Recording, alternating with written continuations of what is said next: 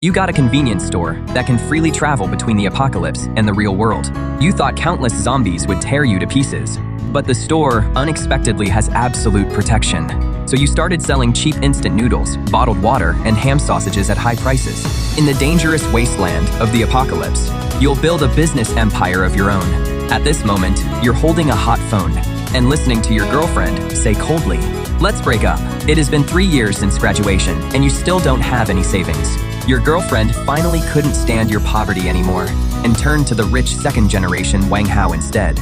After the call ended, you sat on the stool, feeling defeated. For the past few years, to pay for your parents' treatment, you borrowed 350,000 yuan. In the end, your parents still passed away, and you still couldn't pay back the money. All you had left was a barely hanging on convenience store. But just then, everything suddenly started spinning. After looking around, you realized you'd arrived in the apocalypse. Through the window, you saw a bunch of zombies. The zombies were also drawn to the convenience store that had suddenly appeared. The next second, they all charged at you like crazy. You thought, it is over. But the sound of shattering glass you expected never came. The door that would normally break at a touch didn't budge at all now. Just then, a light screen appeared in front of your eyes. Current world, apocalypse era, store status, absolutely safe. Dimensional travel can be used again in 12 hours. In other words, as long as you stay here for 12 hours, you can return to the original world. You glanced at the monsters outside and ran a frustrated hand through your hair. The shop was less than 20 square meters and packed with all kinds of goods. Braised beef instant noodles, bottled water, ham sausages, bread, cookies. In the original world, all of this together was worth almost nothing. But what about here? A thought rose from deep in your mind. In the apocalyptic world, the most valuable things aren't gold or diamonds, but clean food and water. You rushed to the shelf in a few quick steps and picked up the most ordinary bottle of water. In the original world, this bottle of water sells for 2 yuan. In this world, overrun by zombies, how much would it be worth? You thought of that 350,000 yuan debt and remembered what Zhang Qian said on the phone, "Let's break up." You twisted open that bottle of water and took a big gulp. What you need to do now is use these 12 hours to earn your first pot of gold. You even started to wonder if 1 bottle of water for 1 gram of gold was too little. 1 bottle of water for 10 grams of gold. 1 pack of instant noodles for 100 grams. You forced yourself to calm down. Right now, you need customers first. With more than a dozen zombies blocking the door, what survivor would dare come near? But just sitting there for 12 hours was something you absolutely couldn't accept. Your eyes fell on the braised beef instant noodles. And just like that, a plan formed in your mind. In this world filled with rust and the stench of decay, what could be more irresistible than a fragrant bowl of instant noodles? You plugged it in and pressed the switch. The kettle started bubbling. There was actually still electricity in the convenience store. It seemed this system-bound space was completely separate from the outside world, a world of its own. The water boiled quickly. A rich, overpowering aroma instantly filled the shop. Even you couldn't help swallowing. But then another problem came up. How could you send that mouth-watering smell outside with any precision? You couldn't exactly open the door. You looked around the shop. In the end, your eyes landed on a range hood. The rich aroma drifted through that tiny passage and floated outside, into that deathly silent world. Time passed second by second. Outside, it was still silent as the grave. Just when your patience was running out, a burst of flames suddenly swept over those dozen or so zombies. You looked out the window warily. It was a woman. Her eyes swept over this shop, so out of place among the surrounding ruins. Interesting. In a hellhole like this, someone actually dares to open a store. She walked straight toward the entrance, but the next second, she slammed into an invisible glass wall. You're awakened too. Is this your ability? After a moment of silence, I'm Nightingale. Xiaoguo. How much for that? Gold. What age do you think this is? Who still uses something that useless? I only take gold here. Seeing how forceful her attitude was, Nightingale raised her hand and fired a shot. A burst of flame shot straight at your face, but the flame still vanished the instant it touched the barrier. Can we talk business now? Fine, Boss Guo. How much for this cup of instant noodles? Not much, 100 grams of gold. Why don't you just rob me? Even if gold is about as unwanted as scrap metal right now, that doesn't mean it is lying around everywhere. You don't have to buy it. After saying that, you ignored her. Instead, you started eating the noodles you just made. The sound of your slurping was especially grating. Nightingale swallowed involuntarily. She couldn't even remember how long it had been since she'd had a hot meal. Normally, she got by on scavenged canned food and energy bars, but those things could only keep her alive and gave her no real pleasure from eating. Just then, her stomach let out a soft growl. Even though it was very quiet, in this kind of setting, it might as well have been thunder. Nightingale's cheeks instantly flushed red. You acted as if you hadn't heard it and kept enjoying your instant noodles. I don't have that much gold right now. Can you let me pay later? No credit here. You weren't here to do charity work. Besides, you'll be going back in less than 12 hours. Who knows if Nightingale can bring the gold back in time? At last, you finished the last bite of noodles and let out a satisfied burp. You casually took a sausage off the shelf, then flicked it with your fingers, sending it in a perfect arc through the air, as casually as if you were feeding a stray cat on the side of the road. Nightingale's body instantly stiffened. This was outright contempt, but reason told her that she should pick up the sausage and eat it right away. Time seemed to freeze. In the end, after 2.5 seconds, hunger defeated dignity. In just 3 bites, the sausage was completely gone. This is my sincerity. 100 grams of gold for a bowl of noodles. Fair price, no tricks. Wait for me. She tossed out those 2 words and turned to leave. With her skills, as long as she could find a survivor camp or some bank vault from before the disaster, getting 100 grams of gold wouldn't be hard. But then you called out to her again. Wait. You calmly took out a can of cola. The legendary cola, a drink that used to be everywhere before the apocalypse.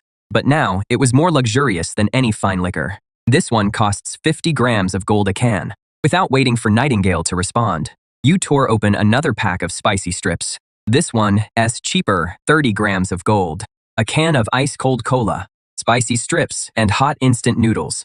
Before the apocalypse, these 3 things were just the cheapest combo. But now, they were unbelievably tempting. Nightingale's fists clenched at her sides until they creaked. You'd better have enough stock ready. Then, she disappeared. She was going to get gold. Right now, this instant.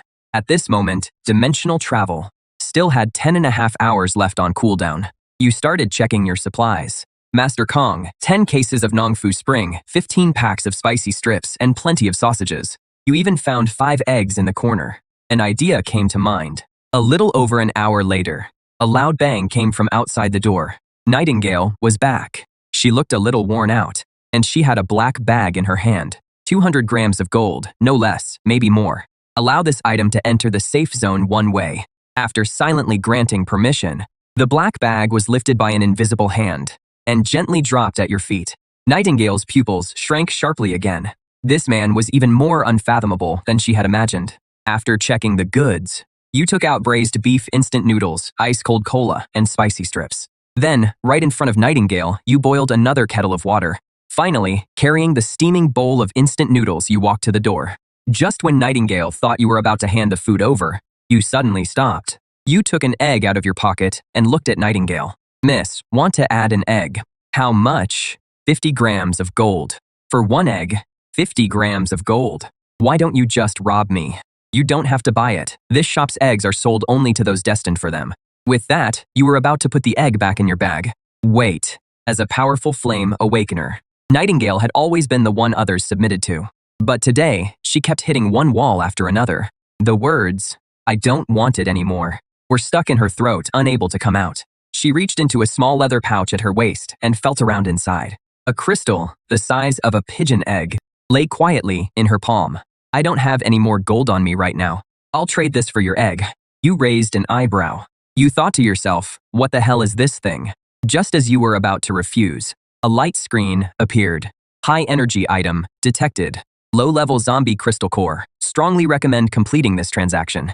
I had it all wrong. So you'd misunderstood how the convenience store worked. You'd been trying to figure out how to pay back that 350,000 debt, when in fact, the convenience store was after these crystal cores. In an instant, everything clicked. But your face still showed a hint of disgust. What kind of lousy rock is this? It looks pretty gross. This is a crystal core from a zombie's brain. It is essential for awakeners to cultivate. Gold isn't even fit to be compared to it. So crystal cores were this world's cultivation resource. I run a convenience store. What would I want with this thing? Nightingale trembled with rage. This man was not only impossible to reason with, he was also blind to value. Seeing that she looked ready to explode at any moment, you let out a sigh. Fine, fine. Since you're being so sincere, I'll make an exception this once. As soon as you finished speaking, you silently said to yourself. The crystal core instantly vanished from Nightingale's palm. Without even looking at it, you casually slipped the crystal core into your pocket. Then you brought over a deluxe cup of instant noodles with extra egg, along with a cola and some spicy strips, and set them in front of Nightingale. She picked up the fork and started wolfing it down, not even leaving the chopped scallions at the bottom of the bowl. Then she opened the cola and finished it in one go. Only then did she tear open the spicy strips and eat them one by one. The whole time, you just watched in silence. I'll be back. After dropping those words, Nightingale turned and disappeared into the darkness at the corner. Only after Nightingale left did you take out the crystal core. A basic zombie crystal core can break the lock on human genes. After using it, there is a chance of becoming an awakened one if the absorption fails. The user will be broken down into basic particles on the spot. The success rate is less than 1%. Your hand trembled, and you almost threw the crystal core away. What the hell is this? Less than a 1% success rate. How is this an opportunity? This is clearly a one-way ticket to hell. But then the convenience store popped up a prompt. Within the store's range, the host will be immune to any form of harm, including but not limited to physical damage, energy impact, mental contamination, and genetic collapse. You looked at the crystal core in your hand again. For you, this meant zero risk and huge reward. How do I use it? Swallow it directly. This thing doesn't look edible at all. But when you thought of Nightingale summoning flames out of thin air, you swallowed it whole. The next second, a wave of intense pain swept through your entire body. Your whole body curled up like a shrimp. Second by second, time passed. At last, the agony faded, replaced by a body overflowing with strength. Is this what an awakened one feels like? What terrifying strength. You copied Nightingale's pose and tried to summon flames, but there was absolutely nothing at your fingertips. Damn it, did the awakening fail? The more you thought about it, the angrier you got. You slammed your fist into the shelf beside you. Suddenly, the shelf and all the snacks on it vanished. Your consciousness was linked to another space, and inside it was the missing shelf. You tried reaching out your hand. The missing shelf returned to its original place. Only then did the system prompt appear. Awakened one, Xiaoguo, your awakened dimensional storage can isolate space, time, and consciousness. Its current storage capacity is 1 cubic meter. As you kept storing and taking out the spicy strips, storing and taking them out, you gradually fell into deep thought. Gold can only solve the debt crisis, but crystal cores are the real key to dimensional travel. There are still 9 hours left on the cooldown. You had to stock up on more crystal cores before leaving. The smell of just one pack of instant noodles drew in the Nightingales. What if you boosted that smell tenfold or even 20-fold? So you pulled out a huge pot and cooked a full 20 packs of instant noodles. Finally, you turned the range hood up to the highest setting. This was your apocalyptic Buddha jumps over the wall. 3 blocks away, inside an abandoned building, a young man was huddled in the corner. A scar-faced man was wiping down a gun barrel. A man with glasses said worriedly, "Brother Hu, Xiaolu's injuries have gotten worse again. If we still can't find medicine, he probably won't make it." The scar-faced man known as Brother Hu nodded. The food in this area had already been completely picked clean. Medicine was even more out of reach. But just then, a tempting aroma drifted in. "Brother Hu, someone's cooking noodles outside." "Shut up," his reason told him. This was definitely a trap. In the apocalypse, anyone who dared cook out in the open was either insane or a hunter with overwhelming strength. But their bodies, already tortured by hunger, kept growling in waves. "Find it, eat it." The man with glasses was getting anxious too. "Brother Hu, we're running out of time. If we get there too late, there won't even be any broth left."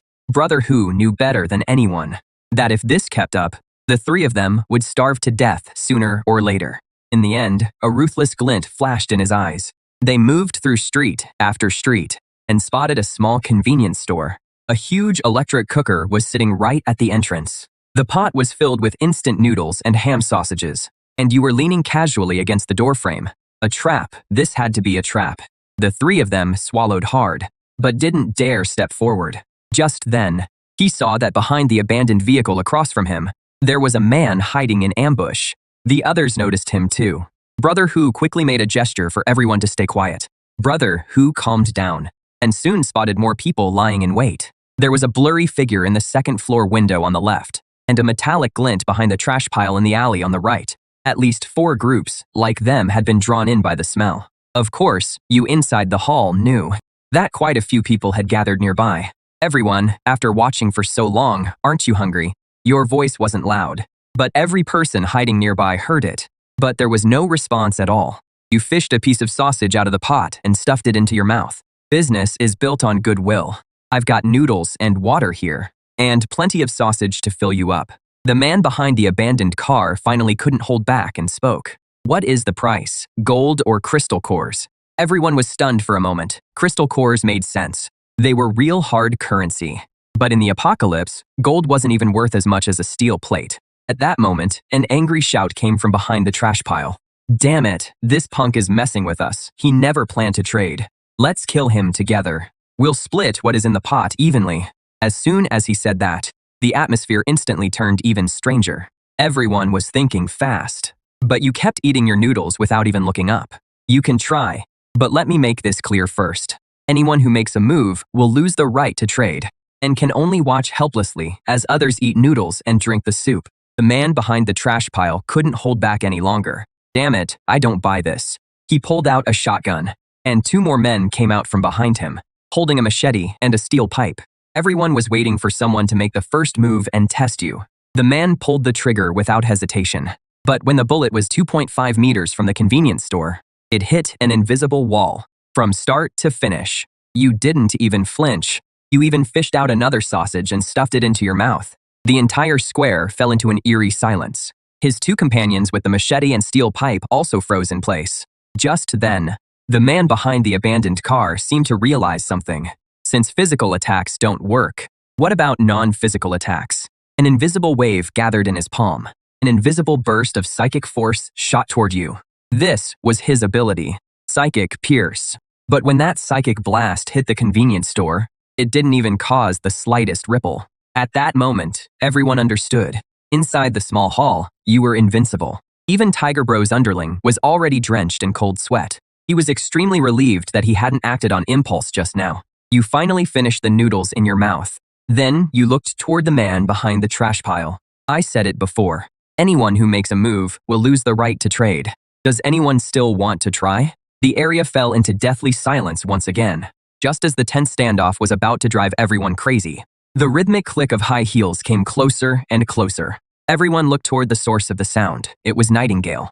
Tiger Bro recognized the woman. Or rather, in these ruins, any survivor who had lived long enough had heard of Nightingale, a top-awakened fighter who used fire as her weapon. What is she doing here? You've really caused quite a stir. There are always people who have to learn the hard way. I suggest you all put away those thoughts you shouldn't be having. Forget the scrap metal in your hands. Even I couldn't damage this store in the slightest. The whole square fell silent once again. Tiger Bro took a deep breath and slowly walked out. He spread his hands open to show that he had no weapon. The people hiding in the other corners also started showing themselves one by one. Nightingale stopped paying attention to the others. She pulled several items from her belt.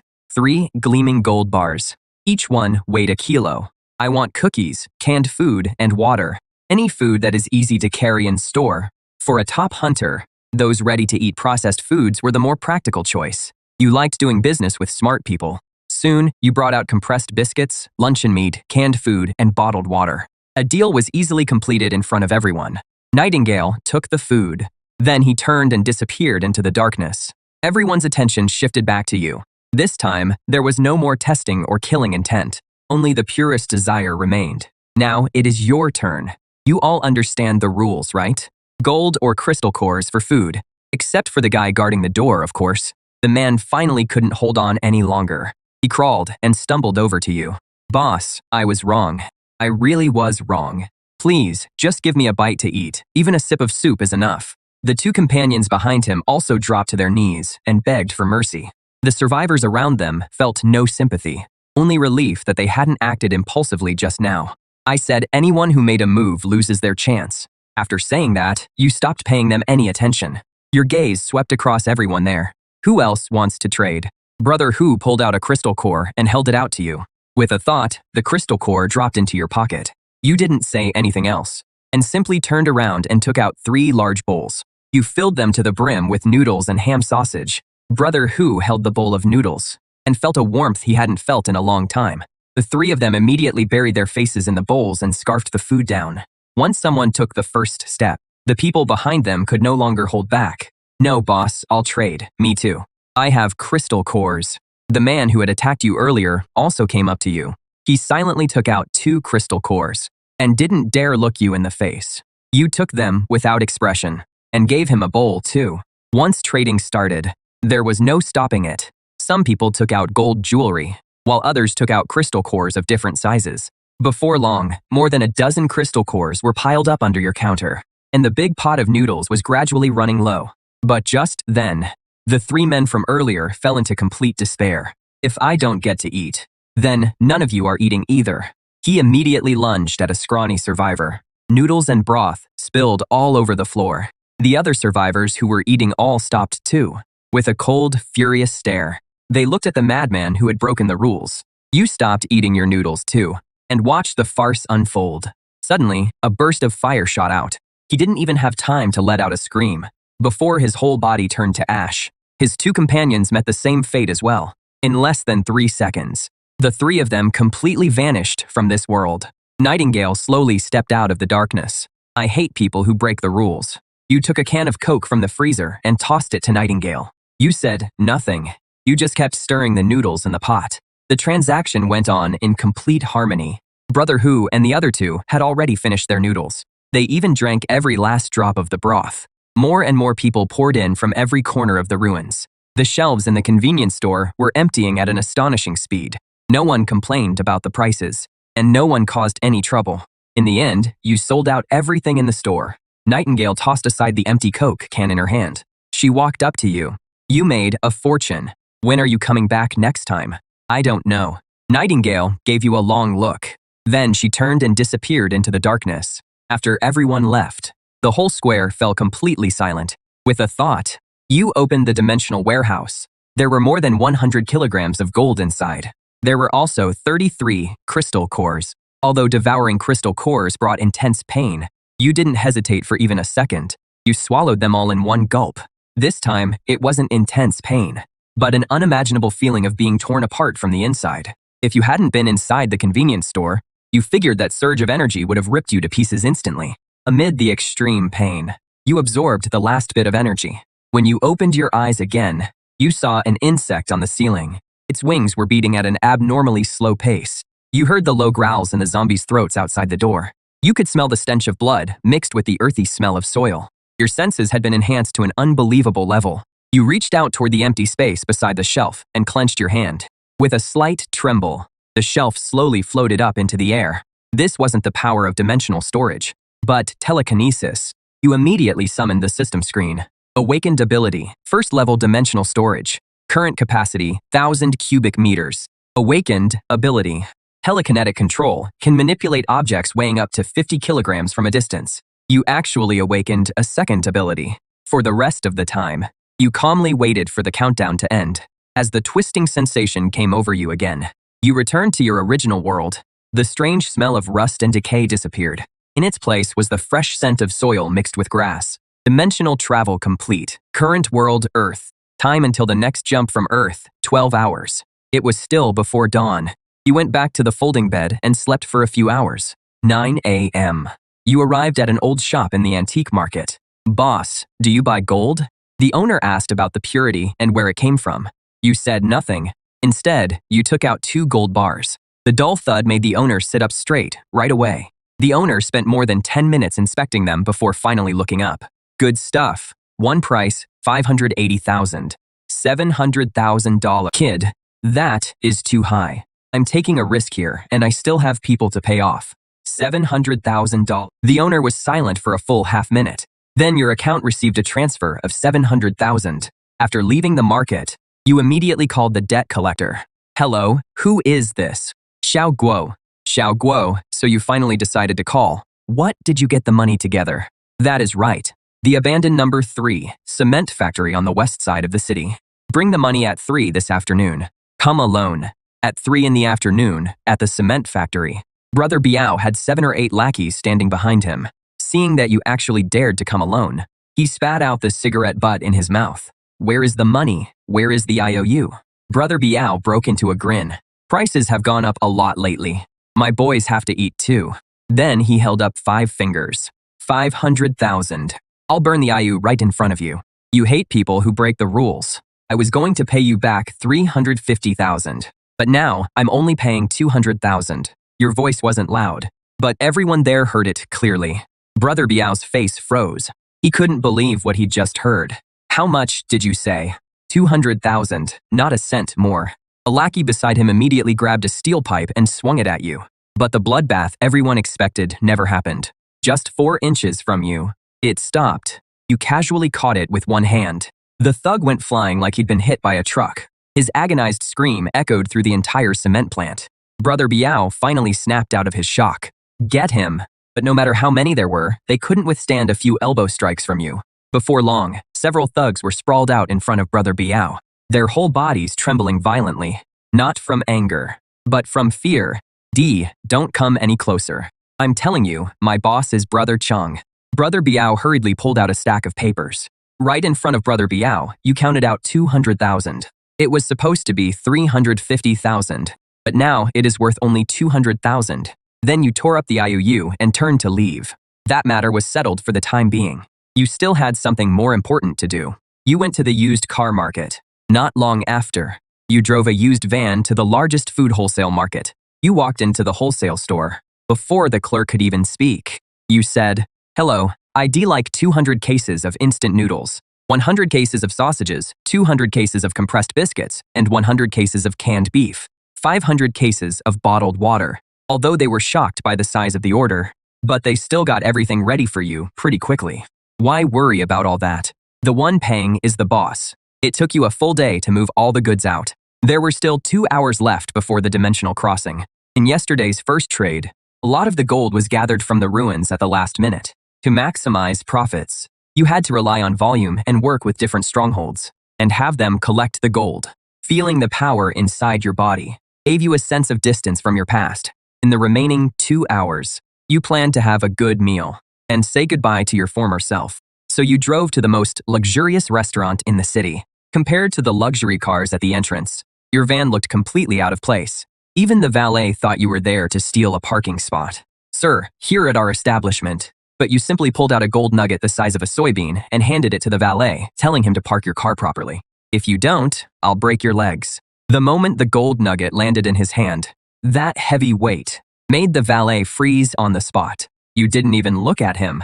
You just walked straight into the restaurant. The soft lighting and well-dressed guests made everything feel so elegant and unhurried. It was the complete opposite of the apocalyptic world from before. Just as you were looking at the menu, a woman's voice called out from nearby. "Xiao Guo." The voice belonged to your ex-girlfriend Zhang Qian. The man beside her was the rich heir Wang Hao. Wang Hao was stunned for a moment, then put an arm around Zhang Qian's waist and walked toward you. "Well, if it isn't Xiao Guo, what? Did your convenience store shut down? Are you here applying for a dishwashing job? A single steak here costs 3,800.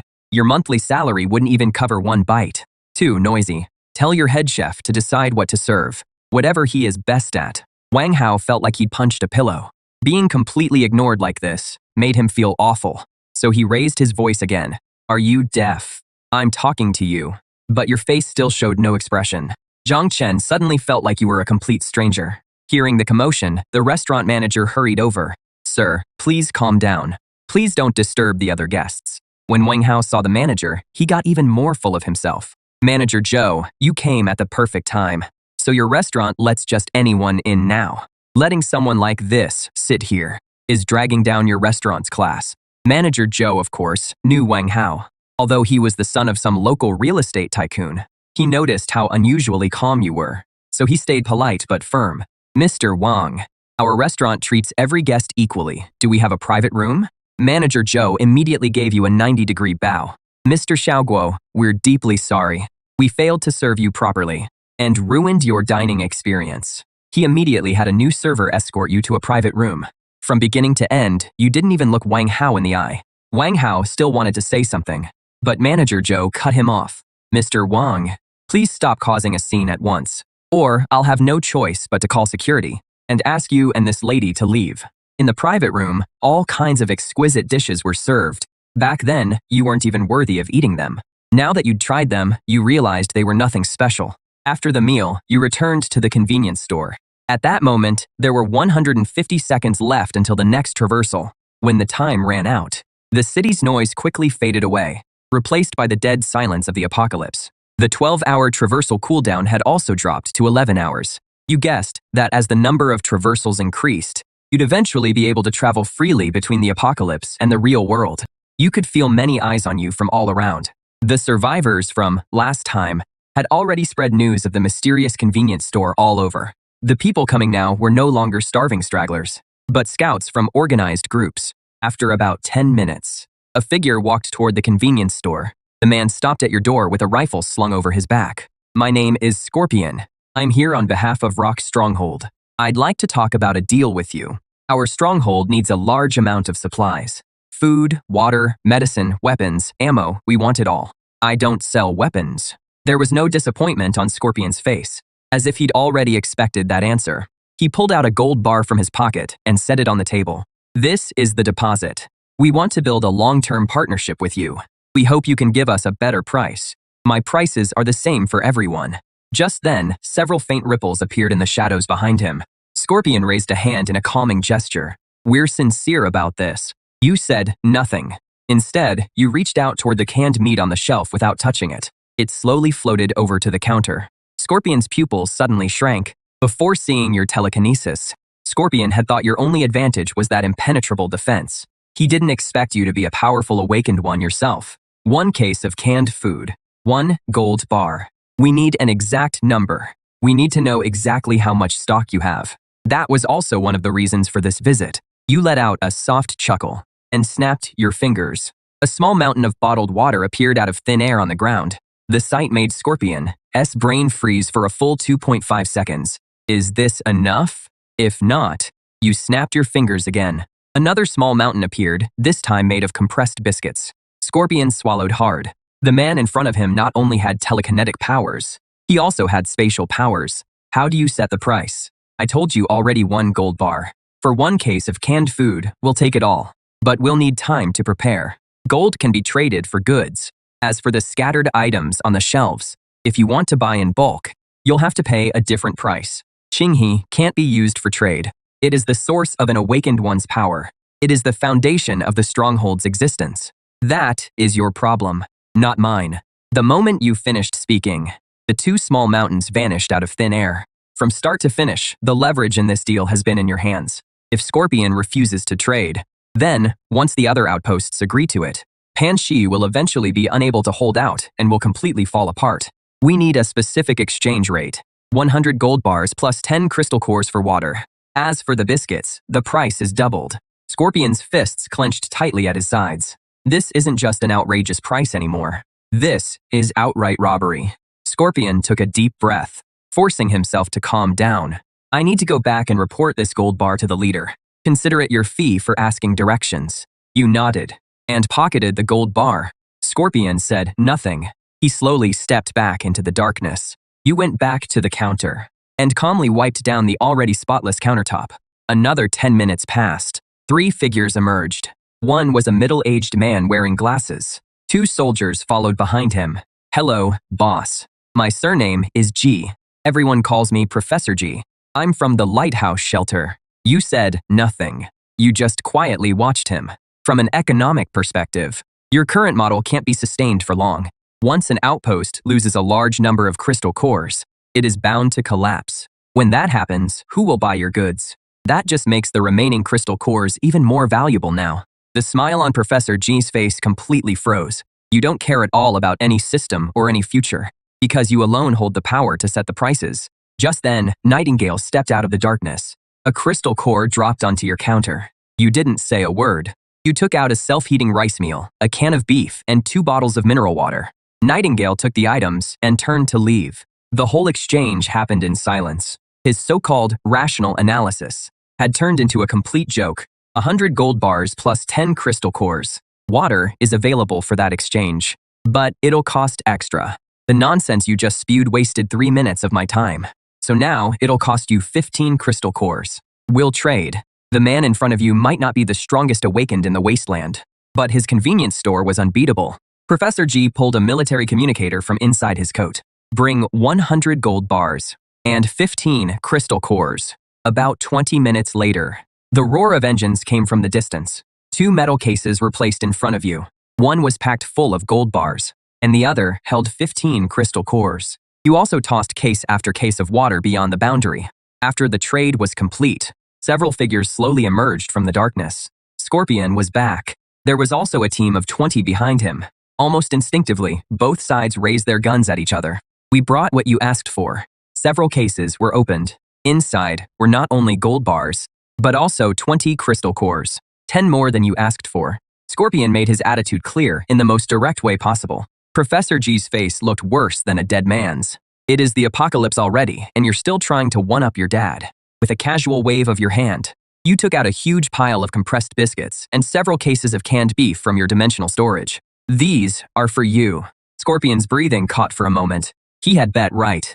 He immediately gave you a deep bow. Then he looked at Professor G. Panshi came here to trade.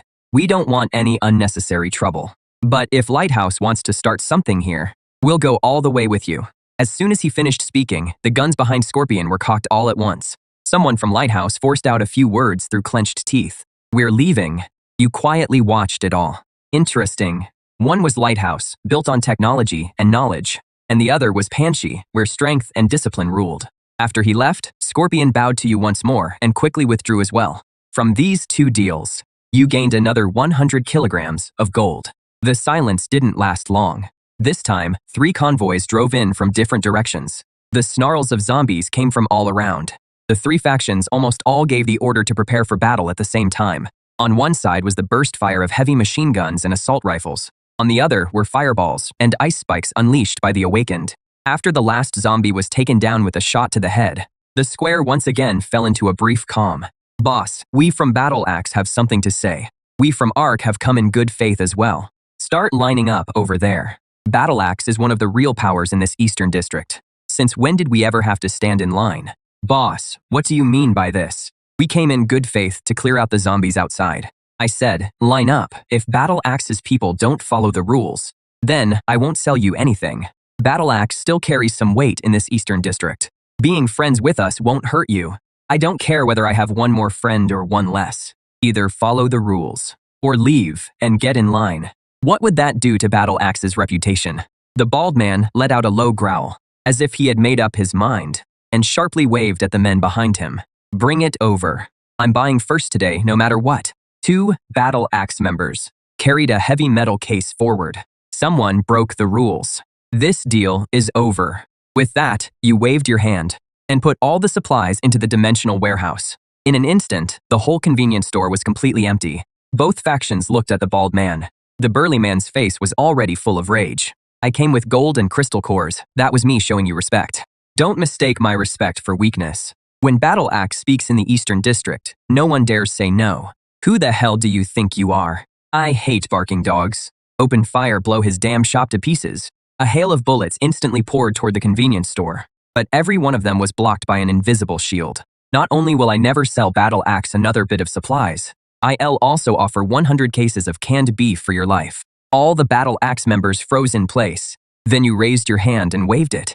100 cases of canned beef appeared on the ground. At once, everyone's attention shifted to the burly bald man. So you're all planning to rebel, huh? I'm the 3rd boss of the war captives. Ark is taking this bounty. Hive's taking it too. What about you? You want to betray me too? The war captives members looked at each other. No one dared meet his eyes. In the apocalypse, loyalty is the cheapest thing there is. Suddenly, a blade stabbed into the bald brute's chest. The one who attacked was his deputy. Why his deputy's face was completely expressionless. 3rd boss, the brothers have to eat too. Then he turned to the people in the convenience store. If we quit, this deal belongs to us, the war captives. I already said, I won't sell the war captives another bit of supplies. They killed their own 3rd boss with their own hands. But in the end, they got nothing. If these people are no longer war captives members, I'm just not doing business with the war captives. As for everyone else, they don't fall under that. My name is Bai Lu, the supply director of Ark Shelter. I now formally invite you, on behalf of Ark, to join Hive. And any capable friends are welcome too. The deputy's mind raced. We're willing to join Ark. The dozen or so people behind him all lowered their weapons in unison, showing their surrender. Leaning against the counter, you casually raised a hand. That small mountain of 100 cases of canned beef came to a steady stop in front of the deputy. Meanwhile, the deputy was quick to get the hint. He walked up to Bai Lu and said, "Director Bai Lu, thank you for ARC's protection. We're willing to offer you these cans as a meeting gift." The people from Hive watched with envy, but they didn't dare think anything else. This time, no one dared voice any objections. Bai Lu stood behind the counter. The gaunt man from Hive also silently lined up behind Bai Lu. "What do you want?" "Compressed biscuits, water, and instant noodles." As soon as he finished speaking, 2 boxes were opened. Inside were 50 gold bars and 20 crystal cores. After the deal was done, he didn't hurry off. "Boss, do you take advance orders here?" "Yes. What antibiotics do you want?" "The more cold medicine, the better. Go back and make a list. Then, bring the deposit. Next time, I'll bring the goods to you." Next up was Shui Shou from Beehive. Like Bai Lu, the man had ordered medicine, as well as cigarettes and alcohol. After the deal was done, some people with odds and ends started trading. Some had gold jewelry, and some had low-grade crystal cores. But then, someone brought out something new to trade. It was a car battery. The battery energy density and cycle life in this world were actually nearly twice as advanced as those in your world. You suddenly realized that all this time, you'd been treating this world like an ATM for crystal cores and gold, while overlooking the fact that before the disaster hit, this world already had its own tech tree. You turned and took out 2 loaves of bread and a bottle of water, along with 2 ham sausages. The survivors around you were all stunned. "That is a lot. From now on, I'll take this kind of battery too." At the back of the crowd, several loners were quietly forming a circle around him. He held the heavy food in his arms, his body shaking violently. This food wasn't hope. It was a death sentence. "I have something to ask him. Whoever dares make a move. I don't mind trading a few more crates of canned food for his head." At that moment, the few loners suddenly froze. After all, Axe's third boss was still sleeping not far away. "What is your name?" "Zhou Yuan." "Where did this battery come from?" "Skyvault Technology Park. I used to be a battery engineer at Skyvault Technology. This Thor 7 was our company's flagship product. When the disaster broke out, we had just finished a batch for an order. There are at least tens of thousands of finished batteries left in the company warehouse. But the thousands of employees in the park all turned into zombies." You nodded. "If you use the gold you have on hand to recreate a production line, then with the Thor 7's performance specs, it could definitely spark an energy revolution in the original world. Assuming the production line is already gone, can you get the complete manufacturing data for this kind of battery, including all the raw materials, formulas, and processing methods? The servers in the park have the complete files. As long as we have the servers, I can get the data out." The way you looked at him completely changed. How is he just a LOP engineer? He is clearly a walking key to a treasure vault. We'll need the help of the local big shots for this. With that in mind, you looked at Zhou Yuan. "From now on, you work for me. Your job is to identify and evaluate all the tech products I get. In return, I'll provide you with food and water." An uncontrollable surge of joy rose in Zhou Yuan's heart. What does it mean to rise to the top overnight? This is what it means to rise to the top overnight. But some survivors were quick to catch on too. If Zhou Yuan could turn his life around with a single battery, why couldn't they? For a while, a gold rush swept through the survivors. A damaged motherboard from a military drone. A sealed refrigerated case for biological samples. Even half of a burned academic journal. You refused none of it, and had Zhou Yuan appraise everything. The gold rush went on for quite a while. Just then, 2 glaring headlights tore through the darkness. Then came the steady, powerful roar of an engine. Bai Lu and the thin man surnamed Shui got out almost at the same time. Several crates filled with gold and crystal cores sat on the ground. "This is the deposit from our archive. Deposit received. I'll have your goods ready for the next deal." Bai Lu and the thin man surnamed Shui bowed at the same time. They were extremely humble. Even though the deal was done, neither of them had any intention of leaving. Their eyes were fixed on Zhou Yuan and the pile of junk on the ground. Your gaze stayed calm and unreadable. There is a Skydome Technology Park in the northern ruins. There are tens of thousands of finished Thor 7 batteries there, but more than 5,000 zombies are holed up there. That number is enough to swallow up anything. "Boss, you mean? I'm giving you a chance to make a fortune. I'll put up the money and you'll provide the manpower. Help me clear out the tech park. Bring back the server mainframes inside completely intact." Bai Lu and Huang Feng's minds were both racing. The risk was off the charts, but the payoff would be just as huge. More importantly, This is a chance to build close ties with this mysterious shop owner. Hive is in.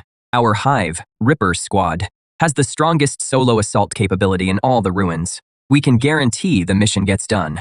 Huangfeng, don't get ahead of yourself. ARC has the best technical team in the ruins. Hacking, dismantling, transport. Only we can make sure it is foolproof. We'll take the Sky Dome Tech Park mission. Rock is in. We have the most awakened. We guarantee we'll bring the server back intact. What a joke. 5,000 zombies. Once Rock's awakened burn through their stamina, how many can they really kill? Going there would be suicide. Scorpion, this isn't something brute force can solve. Without our technical staff, you won't even make it through the tech park's front gate. Tiankong Tech's chief power engineer, Wang Chongming, is with our lighthouse. No one knows that place better than he does. As soon as he said that, Bai Lu, Huangfeng, and Scorpion's expressions changed drastically. So Lighthouse was holding a trump card like this. Enough. I don't care if it is Ark, Rock, or anyone else. I only care about results. If anything happens to the server, or if I don't get what I want, then none of you should expect to trade for anything from me again. Not even a single grain of rice. As soon as he said that, the representatives of all four sides went pale. Your words were so blunt, so unforgiving. Rock agreed to cooperate. Once the first faction agreed, the other three quickly followed. The four strongest factions in the ruins formed an unprecedented alliance. A formidable force made up of nearly 100 awakened and several hundred elite soldiers was born. He is going with you. Bring him back without a single hair out of place. Don't worry, boss. We guarantee Mr. Zhou Yuan's safety. There is one more potential risk in this operation, the prisoners of war. Their third in command died here. Lei Bao is the kind of man who always gets revenge. He'll never let this go. The prisoners may not be as strong as they are, but if they're set on causing trouble, while they're locked in battle with thousands of zombies, even the slightest disruption could lead to irreversible consequences. Everyone's attention turned to you again. 1 prisoner 10 cases of canned beef for an ordinary member. 1 minor leader is worth 100 cases. As for Lei Bao, their boss, I'll trade 1,000 cases of canned food for him, whether it is you or any drifter in the ruins. Whoever brings his head to me gets the canned food. The 4 factions all gasped. The risk Bai Lu had mentioned wasn't a risk at all to this man. The square fell deathly silent. The representatives of the 4 factions no longer dared entertain even the slightest ulterior motive. Today, it could be the prisoners. Tomorrow, it could be any one of them. Once the bounty was issued, there was no room left for negotiation. Bai Lu, Huangfeng, Scorpion, and Professor J. These 4 people who could shake the ruins with just a stomp of the foot didn't waste another word. They assigned the tasks as quickly as possible. Then each quickly left in their vehicles with their men. Before leaving, Bai Lu specifically walked over to Zhou Yuan. Mr. Zhou Yuan, please come with us. We'll need you to give us more details about the tech park on the way. Zhou Yuan instinctively glanced at the convenience store. Only after getting your nod did he get into the vehicle with ARC's people. After you closed the door, you didn't hurry back to the other world. With a thought, you took out all the money from the trade earlier that day. Without the slightest hesitation, you grabbed a handful and stuffed it into your mouth. The familiar pain hit again. After waiting for the last trace of energy to be fully absorbed, you suddenly opened your eyes. Awakened 1 Xiaoguo. Awakened Ability 1. Dimensional storage, current capacity, 3,000 cubic meters. Awakened Ability 2. Telekinesis can remotely control objects weighing up to 200 kilograms. It can also reshape and accelerate objects. It was no longer just simple remote retrieval. Your eyes landed on the metal shelf in the corner. This time, you didn't make a grabbing motion, or even raise your hand. With just one glance, the metal shelf was instantly compressed into an ultra-dense metal ball. There were 12 minutes left before dimensional travel. It was time to go back. The appearance of the Thor No. 7 battery was like a seed that planted a forest called ambition in your heart. You are no longer content to be a simple interdimensional middleman. In this safe, modern world, you were going to build a business empire of your own. Those hundreds of tons of gold had to be turned into working capital as soon as possible. But there was no way to move that much gold through normal channels. A name surfaced in your mind. Brother Biao, that loan sharking thug, had to have ties to the city's gray market. Having him make the connections was the most efficient and safest option for now. Once the money was in place, it would be time to stock up like crazy and completely fill the 3,000 cubic meter warehouse and the convenience store. Then you would register a tech company and set up the basic framework first. to get ready for the technical data from Skydome Tech Park. Your thoughts were incredibly clear. Every step pointed toward that massive goal. At that moment, dimensional travel was ready. With a thought, the familiar feeling of weightlessness wrapped around your whole body again. Dimensional travel complete. Current world Earth. Cool down until the next travel, 11 hours. Outside the window were the city's neon lights and busy traffic. Compared to the silent ruins from just seconds ago, it felt like two completely different universes. That extreme contrast made you even more certain that you had to hold on tight to this power. Back on Blue Star, you didn't leave the convenience store right away. Instead, you lay down on the bed. The surge in mental power had greatly reduced your need for sleep, but a few hours of rest would bring your body back to peak condition. When you opened your eyes again, it was 11 a.m. After a quick lunch, you called Brother Biao. "Hello, who is this?" "Xiao Guo, Brother Guo. What can I do for you? I have a batch of goods I want to sell." "Brother Guo, excuse me for asking, but is this stuff legit?" "There is some risk, but not much. At that same cement factory from last time." "Come alone." Got it. I'll be there on time." Soon, it was 3 in the afternoon. Still at that same cement factory. But this time, you were the one sitting on the sofa. Brother Biao arrived as promised. In front of you, he didn't even dare breathe too loudly. "Brother Guo, these are the goods you want moved." You pulled a gold bar out of the sack. Brother Biao's pupils narrowed slightly. A 500-gram gold bar was valuable, but any bigger gold shop could handle it. Just as he was thinking that, you pulled the sack open, and it was packed full of gold bars. Brother Biao froze in place. His mind went completely blank. It wasn't just one bar, it was a whole pile. 20 bars in total. Each one weighed 500 grams. Brother Biao started trembling uncontrollably. 20 bars, 500 grams each. That was 10 kilograms. Did they rob a gold vault? Or just hit an armored truck outright? Then he thought about what you'd said on the phone about there not being much risk.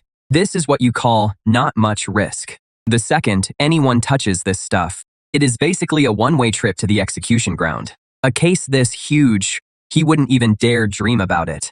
"Guo, Brother Guo, you're going to get me killed. Can you handle it or not?" Brother Biao fell silent. He really wanted to say he didn't dare take it, that he wasn't worthy of taking it. He didn't dare look you in the eye. He had already decided you were a truly vicious man. You can't even handle this little bit of gold. You can't even handle this little bit of gold, and you're supposed to be a loan shark.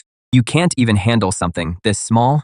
Master Guo, for a case this big, I really don't dare touch it. Relax, this gold is clean. It is not tied to any case. I just can't be bothered to move them one by one myself. You know what I mean? Master Guo, can I make a call and ask around with the guys on the street? You waved your hand. Brother Biao felt like he'd been granted a pardon. He didn't even dare step aside to make the call. He even turned on speakerphone. "Hello, Biaosi, what is up? Has anything happened around here lately? Involving gold?" The person on the other end sounded a little confused, but still answered honestly. "What case could there be? There are cameras all over the streets now. Who'd dare mess with that? You struck it rich, kid, thinking about buying gold." After getting the answer, Brother Biao seemed completely reassured. He hung up, and the way he looked at you completely changed. "Master Guo, there is no way I can handle all this merchandise by myself. But I know someone who can." You waved your hand again. Brother Biao shockily dialed another number. "What is it?" "Sister Sue, it is me, Biaosi.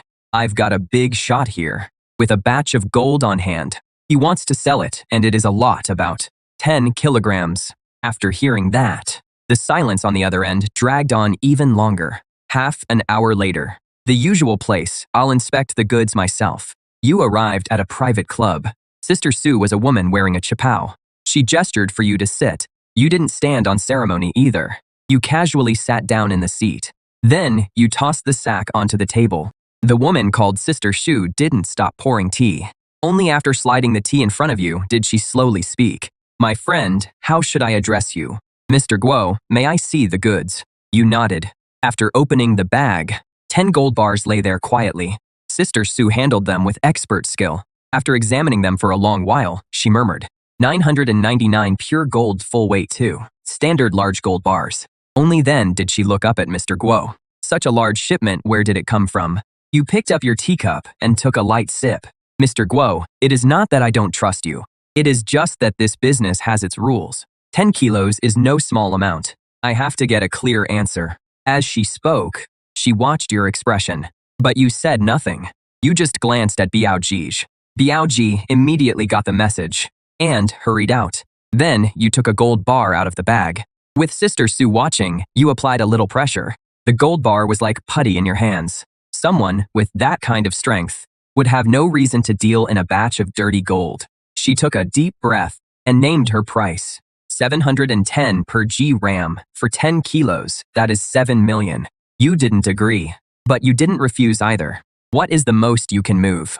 A flicker of hesitation crossed Sister Sue's face. You were testing the limit of her entire network.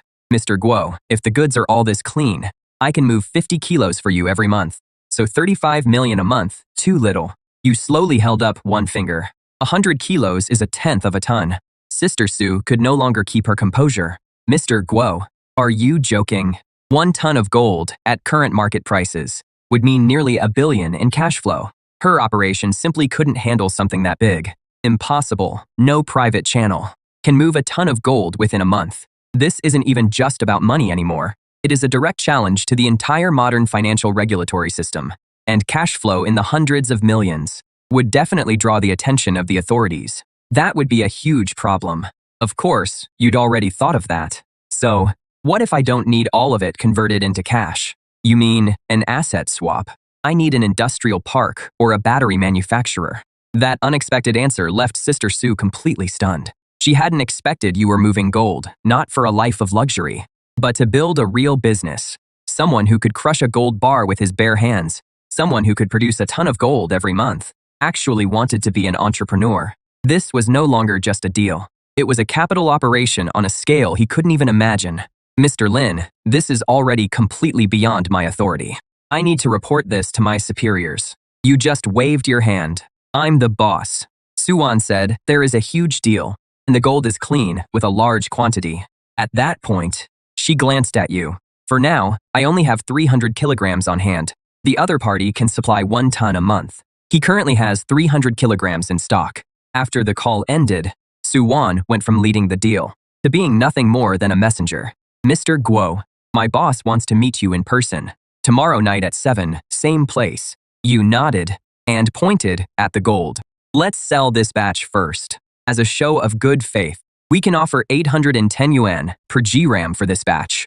In less than 5 minutes, 8 million was deposited into your account. After the deal was done, Suwan personally saw you off and stayed until you drove away in that van.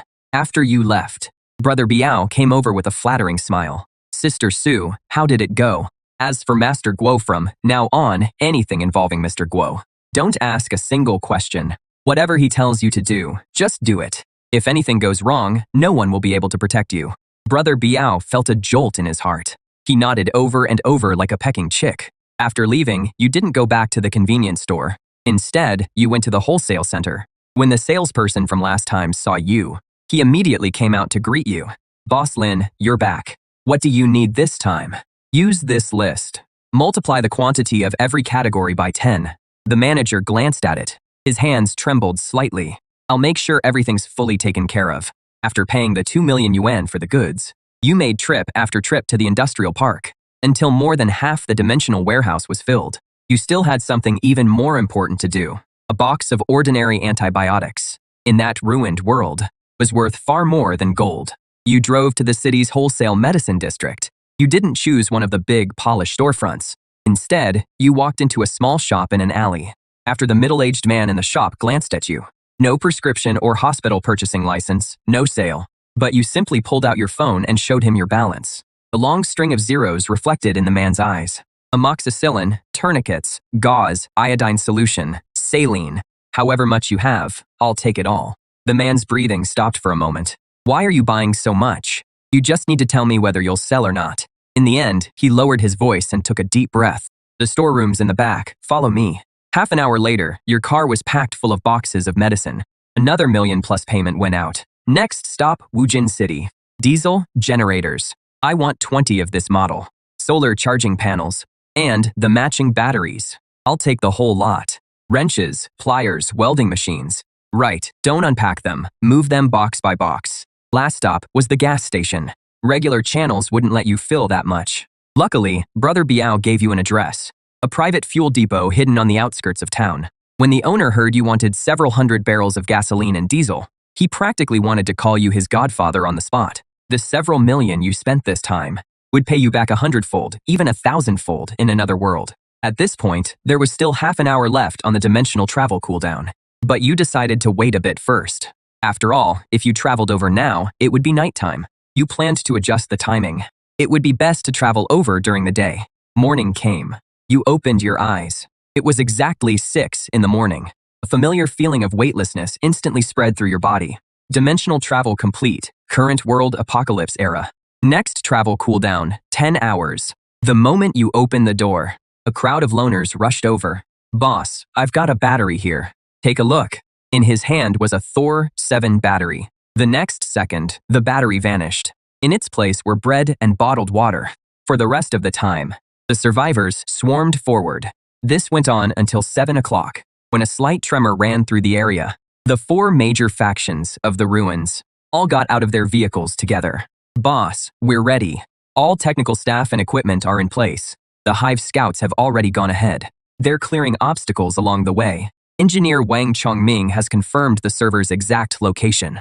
We can leave at any time.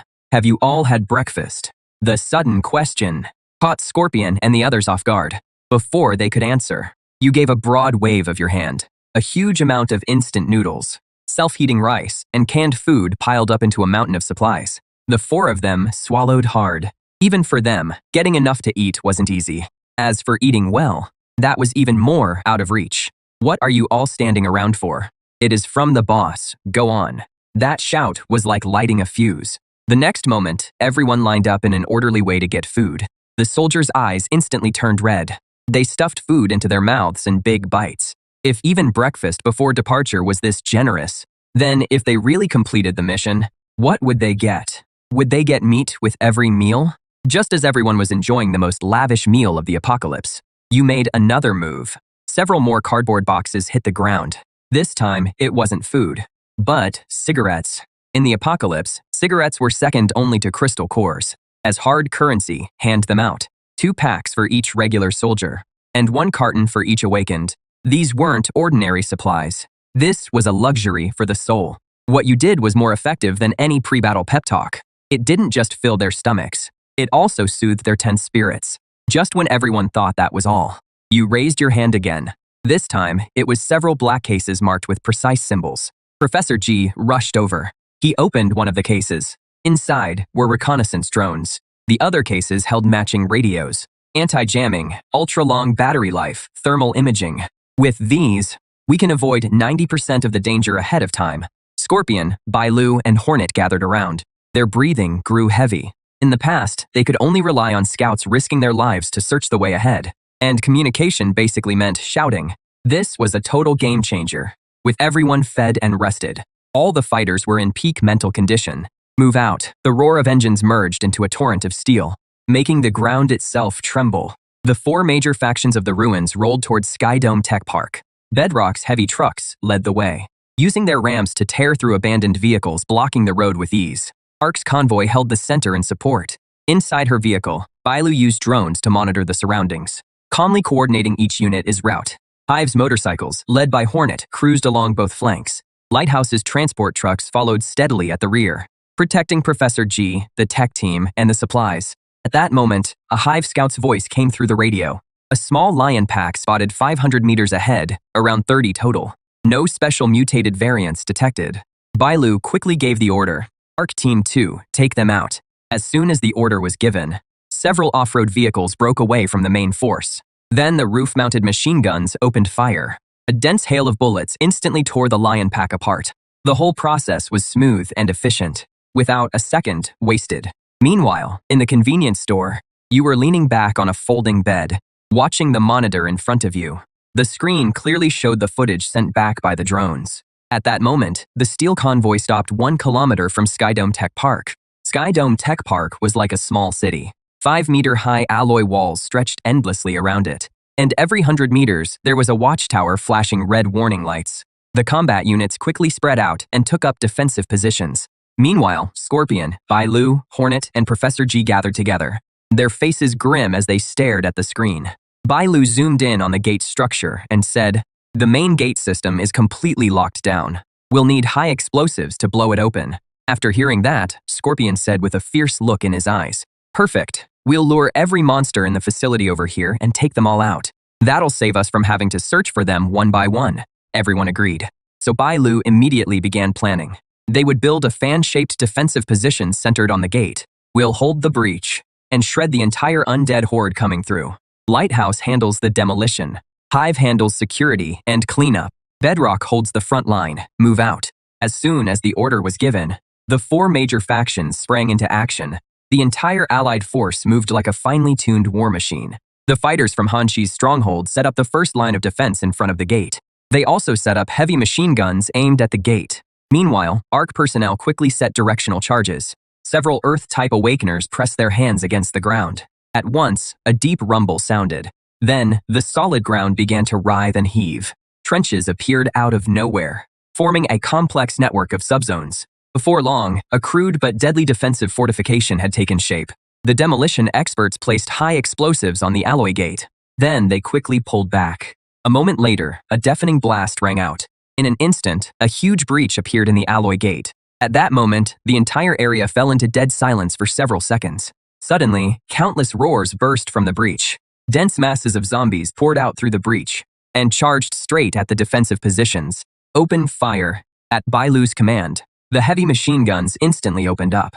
The riflemen in the rear also began focused fire. The dense hail of bullets tore through the horde, but there were simply too many zombies. Countless zombies fell, but the horde kept charging. In no time, they reached the trenches at the front line. In just a few short seconds, the trenches were filled in with bodies. More zombies charged over on a bridge of corpses. Just then, the directional mines were triggered.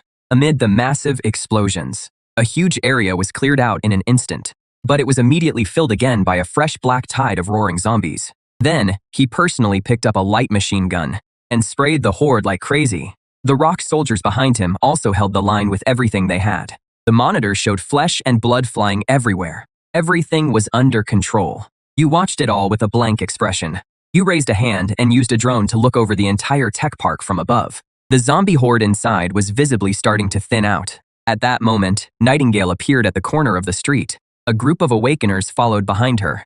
Everyone stared at the store's shelves, packed with goods. Their eyes were full of greed and desire. Nightingale, however, stayed perfectly calm. She looked straight at you and got right to the point. "I heard you're attacking Skyvault Tech Park. The people behind me and I can help." At that, your gaze swept over the group. Then the corner of your mouth curled into an amused smile. "Help, Bai Lu and Scorpion, are already enough." Nightingale's expression grew a little complicated after hearing that. She took a deep breath. "Whatever they can do, we can do too. We can do it even better." That immediately piqued your interest. So you pointed at the monitor in front of you and said, "See that gap? The zombies coming out of there are yours. As an advance payment, each of you can go to Bai Lu first and get 1 can of beef. Then, let me see if you're qualified to sit at the table." The Awakeners turned embarrassed and furious when they heard that. "You want us to risk our lives for 1 can of beef? What do you take us for, beggars?" The angry shouting rose one after another. Nightingale paid it no mind. She stared fixedly at you. "All of you, shut up. If you want to leave, get out now. If you want to stay, come with me to get the cans, then get to work." With that, she strode toward the tech park, leaving the Awakeners behind, staring at one another. A moment later, the scar-faced brute gritted his teeth and followed. Seeing that, the rest gradually followed behind. Inside the convenience store, you took it all in. A faint, cold smile curled at the corner of your mouth. What you needed wasn't a bunch of mercenaries who only cared about money, but a force that would stay loyal to you. Not long after, Nightingale showed up with more than a dozen awakened. Bai Lu frowned slightly when she saw them. Nightingale didn't waste any words. "Boss Guo's orders. That gap belongs to us now." Hearing that, Bai Lu didn't ask any more questions. She simply handed out a box of canned beef. Nightingale and the others took it without expression. Then they headed straight for the zombie horde without hesitation. Bai Lu watched this scene. Her expression complicated. She couldn't understand why you had sent this group of independents onto the battlefield.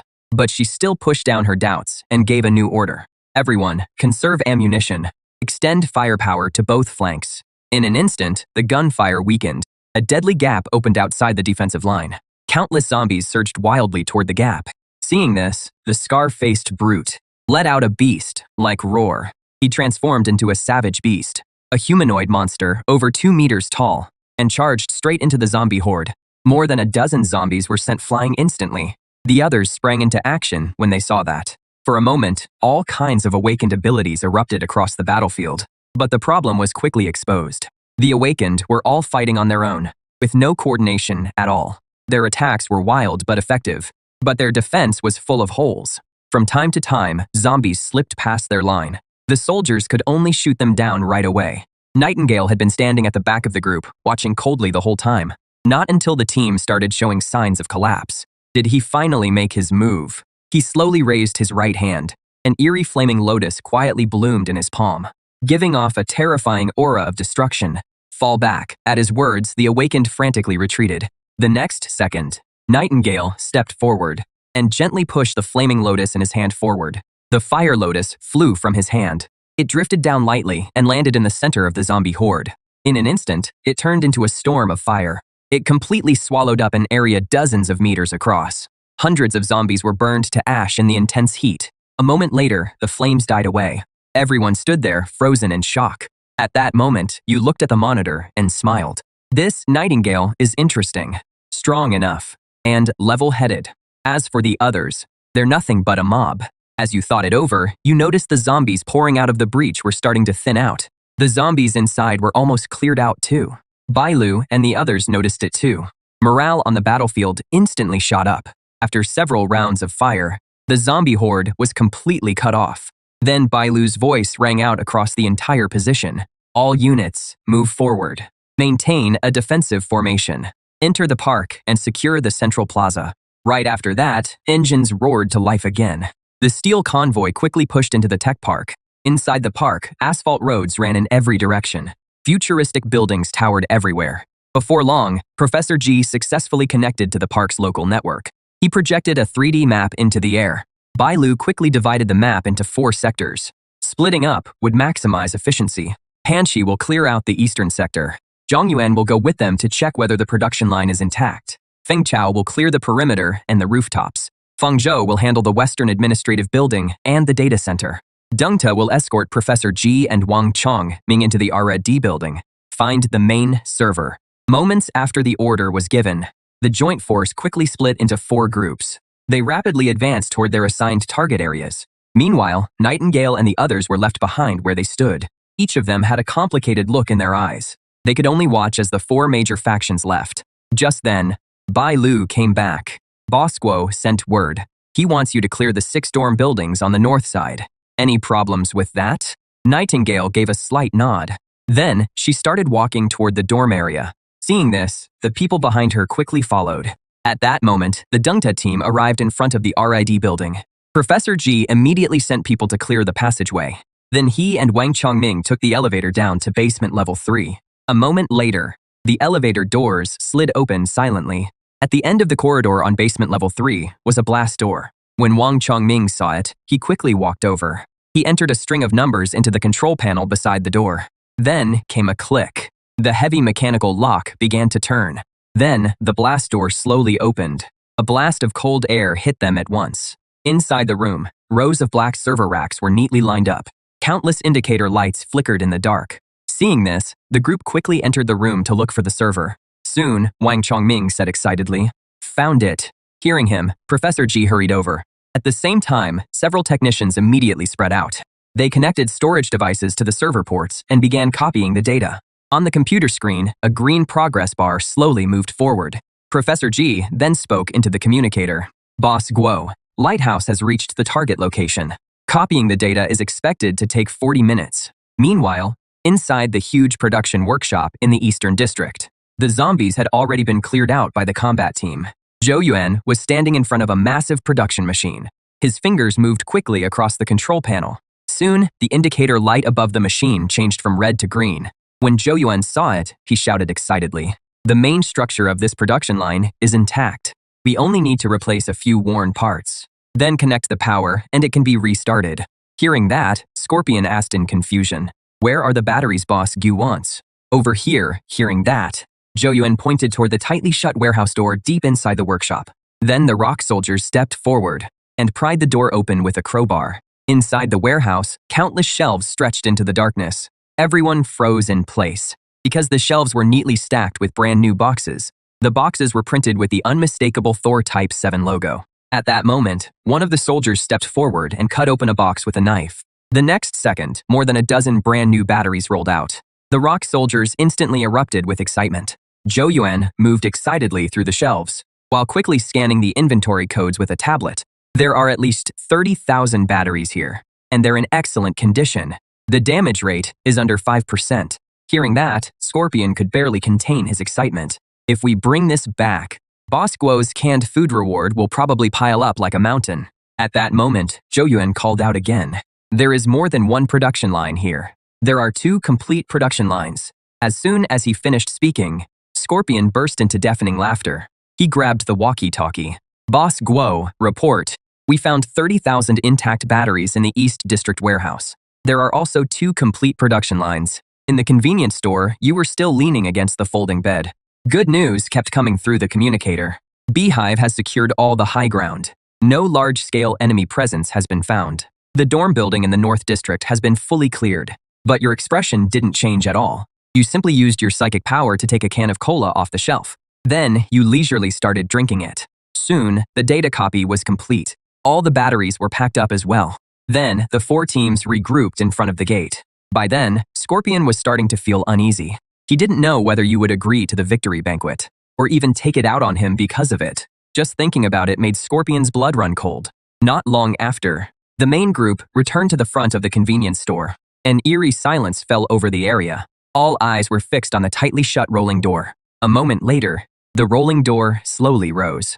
Your expression was calm. As you slowly walked out, your gaze fell on Scorpion. Scorpion, you said earlier that you wanted to hold a victory banquet, right? Hearing that, Scorpion's heart instantly sank. A fine sheen of cold sweat broke out on his forehead. I overstepped. Boss Guo, but you suddenly cut him off. Not a bad idea. Then you raised your hand and gave a slight wave. In an instant, in the middle of the square, a small mountain of meat appeared.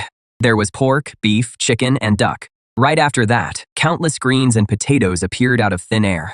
There were even several hundred cases of ice-cold beer. In an instant, the square filled with the sound of people swallowing. Then, your voice rang out again. What are you all standing around for? There is plenty of meat today. As soon as the words were spoken, the whole crowd fell into a brief dead silence. Then, thunderous cheers rose into the sky. The soldiers could no longer hold back. They all rushed toward that mountain of meat. A moment later, the Kanchi warriors set up grills and lit the charcoal. The people from the Ark started washing vegetables. Meanwhile, the Hive scouts spread out around the area. They took charge of security for the feast. Dozens of minutes later, the rich smell of meat filled the square. Everyone ate grilled meat and drank beer, as if everything had gone back to before the disaster. Meanwhile, Nightingale stood at the edge of the crowd, looking at you as you calmly watched it all. At that moment, she suddenly understood. What you gave her was not humiliation, nor was it charity. It was a choice, to keep being a lone wolf fighting over scraps, or submit to the Lion King, and enjoy the feast granted by the Lion King. You leaned against the doorframe, drinking a Coke. Suddenly, Scorpion came running over, his face glowing red. He gave a solemn bow. Boss, from now on, Panrock will be your most loyal ally. My life is yours, too. You said nothing. You simply crushed the empty Coke can in your hand, then tossed it into a trash can 10 meters away. Then, you said calmly, if you listen from now on, you'll have meat at every meal. Then you turned and walked back into the shadows of the convenience store. Those words hit everyone there like a shot in the arm, and your presence seemed to cover the entire square. The celebration went on. Bai Lu, Huang Feng, and Professor Ji sat around a simple table. They all knew clearly that from today on, the rules of the ruins had changed. Long afterward, the charcoal fire gradually died down. That mountain of meat had been completely wiped out. At that moment, the rolling shutter quietly rose. You stepped out once again. Everyone's eyes instantly turned to you. But you only raised a hand and waved, and piles of supplies suddenly appeared out of thin air in the square. There were not only compressed biscuits and rice, but also countless neatly stacked cans of luncheon meat and cigarettes. There are 2 shares of supplies here. One share is the payment promised to the 4 major factions. The other share will be divided among everyone who fought in the battle. Claim your share based on your merits. Bai Lu will handle the distribution. Scorpion will assist her. After saying that, you turned and went back into the convenience store. The square erupted in thunderous cheers once again. Bai Lu then stepped forward and began organizing the distribution according to the merit records. The whole process was orderly. At that moment, everyone knew the old era was over. From now on, there would be only one rule in these ruins, and that was your rule. Before long, all the supplies had been handed out. One convoy after another started their engines and drove out of the square. Before long, the square was left with nothing but scattered bones and empty bottles. Meanwhile, Nightingale and the Awakened stood alone in the middle of the square. At that moment, they knew perfectly well that you were their only choice. Seeing this, you gave a casual wave of your hand, and dozens of boxes of instant noodles and canned food appeared out of thin air. This is your payment. Take it and go. As soon as you finished speaking, the burly scar-faced man suddenly roared. Are you treating us like rags to be tossed aside after you've used us? You're sending us off with just one meal. The crowd behind him immediately grew restless too. But Nightingale did not move. She took 2 steps forward and looked straight at you. We want to stay and work for you. The tech park is empty right now. It won't be long before scavengers from the ruins set their sights on it, with no one guarding it. All that equipment and those supplies will be cleared out within a day. The people from the 4 major factions have gone back to recover. They won't be back anytime soon. And we're the only ones who can head to the park right away. At her words, the Awakened behind Nightingale fell silent and looked at one another. A faint smile touched the corner of your lips. As you said, calmly, in that case, you will no longer be Free Awakened. You will become my first directly commanded action team instead. Codename, Nightblade. You'll be the captain. Your voice carried a firm resolve that allowed no argument. As your words fell, Nightingale gave a slight nod. Seeing that, you raised your hand again. The next second, a brand new diesel generator landed on the ground. Several barrels of diesel were set beside it. Right after that, a small reconnaissance drone and its control tablet appeared. Last came more than a dozen brand new military radios. This is your equipment. Now take your payment and your equipment and head to the technology park immediately. Set the dormitory area as your temporary base. Even if a single rat slips in, report it to me. Everyone stared at the equipment, wide-eyed. Even Nightingale showed a hint of barely contained excitement. She suddenly turned to look at her companions and barked sternly. Everyone, check the supplies and prepare to move out. This time, she was answered by a perfectly unified shout. Yes, Captain. Then everyone began moving the supplies. After that, they drove off toward the technology park in a cloud of dust. You pulled back your gaze and slowly pulled down the rolling shutter. Silence returned to the convenience store. You stared at the complete, intricate industrial design blueprints on the computer screen. The Thor 7 battery production line, process flow, and technical documents. A smile tugged at your lips, and then you returned to the real world, using the gold in the warehouse as startup capital, and high-energy batteries as the foundation. You would build a real business empire of your own. News of this operation quickly spread across the wasteland. More and more people flocked to the square. Before long, a huge crowd had gathered. At that moment, you appeared in the doorway. But you didn't take out any food. You simply said coldly, I'll repeat my rules one more time. Use the valuable things you find to earn the right to survive. As your words fell, you appointed just one man as the temporary manager. At that point, a crude but efficient trading market began operating. The survivors lined up one after another to trade for supplies. Meanwhile, you sat in the convenience store and stored this old world's trash in your dimensional warehouse. Time passed, second by second. Dimensional travel cooldown complete. At that moment, you looked up toward the square. The line had only gotten longer, already stretching several hundred meters away. Seeing this, you say to the temporary manager, trading ends promptly at 5. No one will be served after that.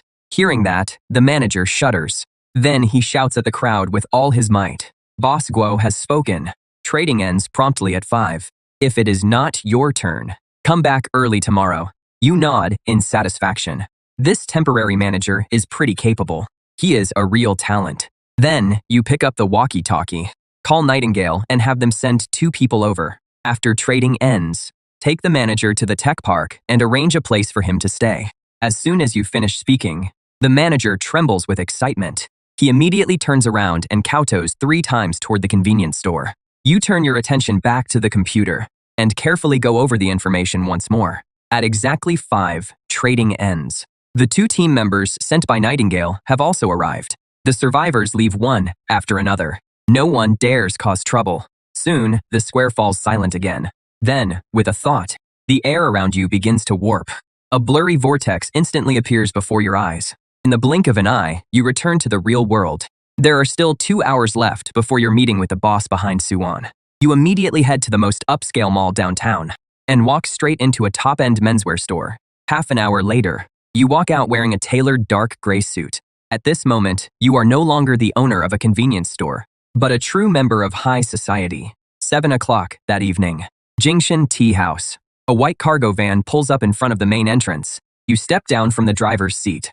Suwon is personally waiting at the entrance to greet you, but you pay her no mind. You simply walk to the back of the van, then take out 2 metal cases from the rear compartment. The corners of the metal cases are slightly warped from the weight. At the sight of this, Suwon's pupils contract sharply. 300 kilograms of gold are split between the 2 cases. Each one weighed 150 kilograms. Yet you carried one in each hand with ease. Suwon took a deep breath. She forced down the shock inside her. Then she turned to the side and motioned for you to follow. The boss is waiting. Then she led you through the gate. You sensed several cold presences in the shadows of the courtyard, like a group of venomous snakes lying in wait. Soon, Suwon led you to a study deep inside the main building. Inside the study was a rosewood desk and walls lined with books. An elderly man was sitting behind the desk. He was holding a thread-bound ancient book, completely absorbed in it. Seeing this, Suwon gave him a deep bow. "Old Tang, Mr. Lee is here." At that, Old Tang closed the book. Then, he turned his gaze to you. You calmly looked back at him. Then you dropped the 2 cases heavily onto the rosewood desk. The whole desk let out a loud bang. 300 kilos of goods. Check them. At that moment, Old Tang raised his brows. He didn't touch the 2 cases. He only slowly picked up the desk phone. Soon, there was a knock at the door. A middle-aged man in gold-rimmed glasses walked into the study. He was carrying precision testing equipment. Then he reached out and flipped open the case lids. Inside, gold bars were neatly stacked in the cases. Then the middle-aged man began spot-checking and weighing them one by one. The inspection was finished quickly. The middle-aged man said, "Old Tang, 600 gold bars. Total weight, 300 kilograms. All of them meet the purity standard." At that, Old Tang waved his hand. Seeing that, the middle-aged man and Suwon left the room together. Old Tang laced his fingers together on the desk. "I can offer 246 million for this batch of gold." Suwon said, "You want a battery company." With that, Old Tang pushed a tablet towards you. The screen showed information on 3 companies. You didn't even look at it. "Just give me Yuansing Technology." In the next second, Old Tang's pupils suddenly shrank. Aside from its factory buildings and worn-out production lines, Yuansing Technology has no value left at all, and it is even out in the suburbs. That makes it clear. All you need is a legal front. Old Master Tang said nothing more. He picked up the phone and called the legal department directly. "Prepare the full equity transfer agreement for Yuansing Technology. Have the finance department form a project team immediately. Handle this batch of gold through the cleanest channels possible." The call ended. Several departments immediately kicked into high gear. In less than an hour, the contract documents were delivered. You took the pen and signed your name right away. Old Master Tang froze when he saw that. He hadn't expected you to sign it, without even revising a single clause. But you looked at Old Master Tang, your gaze calm and steady. "I'm now the owner of this company. I want a complete list of all current employees at Yuansing Technology, including their positions, salaries, and all reward and disciplinary records. Also, freeze all company accounts immediately. Seize all physical assets. Without my order, nothing is to leave. Send one final notice to everyone at the company. There will be an all-hands meeting at the suburban factory at 9 tomorrow morning. Anyone late or absent will be considered to have resigned voluntarily. I'll have people handle it as you instructed. The acquisition price for Yuansing Technology is 180 million. How do you plan to deal with the remaining gold?" At that moment, you handed over a sheet of paper. "I need 5 million in cash. Please hold on to the rest for me for now, Old Master Tang. Once I've dealt with the internal affairs, transfer it into the company's account." Old Master Tang looked at you with a knowing smile. He found you more unfathomable than ever. Soon after, Suwon pushed a cart into the study. 2 black cases sat on the cart. "Mr. Guo, here is the 5 million in cash you requested." You nodded. Then you stood up and gave Old Master Tang a slight nod. Then you picked up the cases and turned to leave the study. Before long, you arrived outside the main gate. You tossed the 2 cases onto the passenger seat, then started the truck and drove off. At that moment, inside the study, Suan spoke to Old Master Tang. Are we really going to work closely with Mr. Guo?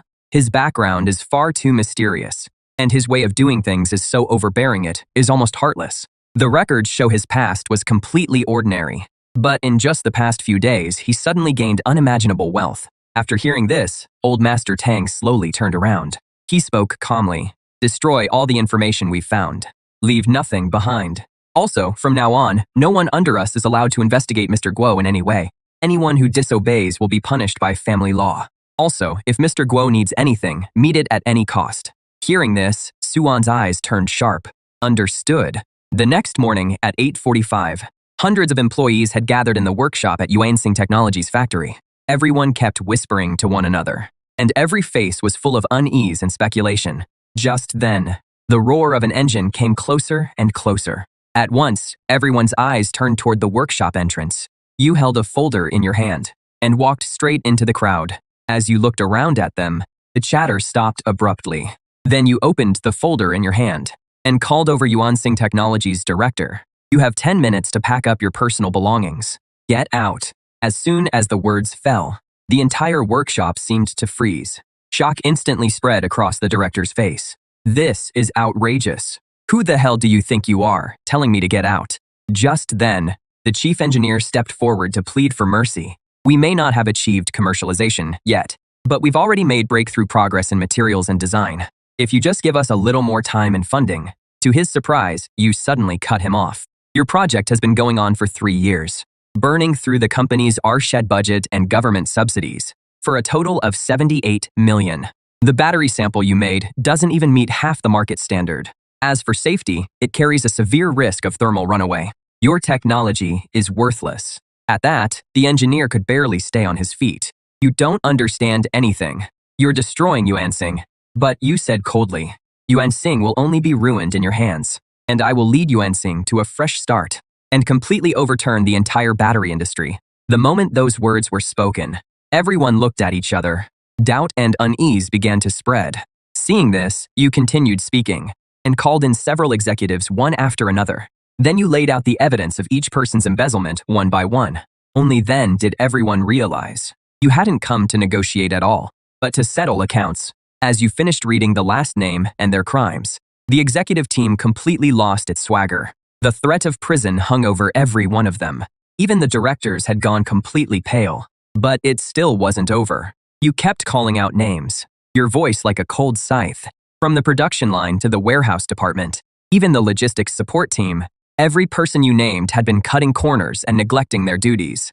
Faced with the hard evidence, not one of them could say a word in their defense. They could only slink out the door under everyone else's contemptuous stares. More than 10 minutes later, the workshop had lost nearly 1/5 of its staff. Everyone who remained was silent with fear. The air was filled with an unprecedented. At that moment, you closed the folder. Then, under everyone's gaze, you took a briefcase out of the car. You threw the case into the middle of the workshop. Then you opened it in front of everyone. Inside were stacks of neatly arranged red banknotes. 5 million in cash was laid out in plain sight just like that. You said calmly, "This money is for you." The money those people embezzled and skimmed was far more than this. Starting today, everyone who stays gets a 50% raise. The wages the directors withheld will be paid in full before production resumes. Everyone, line up now. Each person gets a 10,000 yuan bonus. As soon as the words left your mouth, the workshop fell silent for a brief moment. Then thunderous cheers erupted like a volcano. At that moment, all the earlier unease and suspicion burned away. Before long, a long line formed on its own in front of the cash case. After receiving the money, everyone gave you a deep bow. But then an abrupt, discordant voice broke the moment. Suddenly, an assistant engineer from the RID department spoke calmly. "Director Guo, my name is Sun Lei. I used to work under Chief Engineer Chen doing materials testing. Now, the company's executive team has almost been completely cleared out. Even Chief Engineer Chen was fired. What are we supposed to produce next?" As soon as he said that, the whole room fell silent, because a company without a production target can't keep operating. When that happens, everyone will be out of a job. At that thought, everyone's eyes turned to you. At that moment, you didn't give a long speech. You simply took out the Thor No. 7 battery. This is the answer. Starting today, Yuansing Technology will produce only this product. Its name is Yuansing number 1. The next second, Sun Lei and several technicians crowded around. Their eyes were full of curiosity and scrutiny. Is this a prototype? Director Guo, may I ask what its key specs are? An energy density of 400 watt-hours per kilogram. A full cycle lifespan of 5,500 cycles. The moment those words were spoken, it was as if the air itself had frozen. Every technician there gasped. Sun Lei almost shouted, "That is absolutely impossible. Those numbers violate the laws of physics. Even compared to the world's top experimental samples, that is pure fantasy." Faced with this tidal wave of doubt, this was exactly the reaction you wanted. Is there testing equipment in the workshop? Use your best equipment and your strictest standards to verify whether what I'm saying is true. Sun Lei froze on the spot. He hadn't expected you to be so confident. Then, Sun Lei suddenly shouted, "Everyone from technical and quality control, with me." Then, he strode forward, carefully taking the battery from your hand and cradling it in his palms. Then, he led the way, sprinting toward the lab on the second floor. Half an hour later, the inspection was complete. Sun Lei came rushing downstairs like a madman. His hands trembled as he held several test reports. The test results are in energy density, 401.7 watt-hours per kilogram. Under high-intensity charge-discharge testing, capacity fade was only 0.3%, and it passed every safety test. As soon as he finished speaking, everyone stood there in stunned silence. At that moment, the block of metal before them seemed like a mountain of gold. After Sun Lei made the announcement, he could no longer hold back the turmoil inside him. He walked up to you and gave you a deep bow. "From today on, if you tell us to go east, I absolutely won't go west." You then instructed the employee by the cash boxes. Finish handing out the money and keep a record of it. Everyone is to be at work on time at 9 tomorrow morning. After saying that, you turned and left. Under the fervent gaze of hundreds of people, you rode off in the truck, trailing a cloud of dust. Inside the truck, you picked up your phone and called Su-Wan. "I need you to take care of a few things. Receive the technical files I'm sending you. File the patents in the name of Yuansing Technology as fast as possible. Classify all technical details as top secret. Also hire a top-tier professional manager to run the company. Then recruit a group of the country's top battery experts. Finally, arrange a press conference for me. Set it for 3 days from now." On the other end of the line, Su-Wan's eyes sharpened. She was shocked by your swift, decisive way of doing things. "Understood, I'll get on it right away." With that, you hung up. In the study, Su-Wan repeated your requests to Old Tang word for word. After hearing them, a clear look of emotion appeared on Old Tang's face. "Do exactly as he says. Use every connection and resource we have. Cooperate with him at any cost. Let's see what kind of surprise he brings in 3 days." Soon, the forces under Old Tang went into overdrive. Within half an hour, top patent firms received encrypted technical files, and 3 top headhunting firms received the same assignment. At the same time, article after article took over the tech headlines, pushing Yuansing Technology into the spotlight. Meanwhile, you restocked supplies as usual, and then set out for the apocalypse world. You contacted forces such as Panshi and Ark, and told them to bring crystal cores and gold for trade. At the same time, you sent people to Tianchong Tech Park to move the batteries, and completely dismantle the production line. Next, you called Nightingale over. First, you gave her some new supplies, then had her meet with people from the 4 major factions. You knew very well that Nightingale and the others alone couldn't protect the entire Tianchong Tech Park. So you instructed Nightingale to start recruiting Awakened. The plan was to increase the number of Awakened to 100. The cooldown for this jump turned out exactly as you expected, dropping to 9 hours. It was steadily getting closer to unlimited traversal, and you stayed there for more than 10 hours. The survivors from the ruins brought a large amount of goods. Trade completed. You got over 200 kilograms of gold and 30 grams of crystal cores. You stored the gold in the dimensional warehouse and absorbed the crystal cores directly. A moment later, your power was strengthened again. The dimensional warehouse's capacity increased to 4,000 cubic meters, while your telekinesis was enhanced to lift objects weighing 300 kilograms. It could also compress and accelerate metal even further.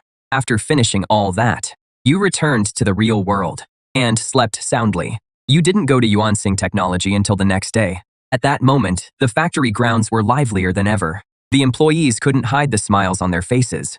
Every so often, a burst of exclamations would come from the lab, all of them marveling at the battery's performance. And you sat in the office, having just hung up with Su-Wan. She was on her way with the talent you wanted. An hour later, There was a knock on the office door. Then, a short-haired woman walked in. The visitor was Jiang Yi. Su-wan followed behind her. Before you could speak, she asked, "Time is precious. Let's not waste it on small talk." The headhunting firm said, "You're about to launch a product that will change the world with this company that is on the verge of bankruptcy, because I can offer something no one else can. A product powerful enough to put every battery maker in the world out of business." At that, Jiang Yi let out a cold laugh. "I've been in this industry for 10 years. I've seen too many young people like you. Young people who dream of changing the world. Without exception, they all became the laughingstock of the industry. I came here for just one reason. What makes you different from them?" As soon as she finished speaking, you suddenly smiled. Then you got up and walked to the door. "Come with me." Jiang Yi froze for a moment when she saw that. Then he quickly caught up with you. Su-wan hurried to catch up too. Before long, you arrived at the quality inspection lab on the second floor. You told Sunlei to bring over the quality inspection report. After Jiang Yi took the report, he kept scanning through it. A few seconds later, his eyes were full of mockery. "Falsifying data takes skill.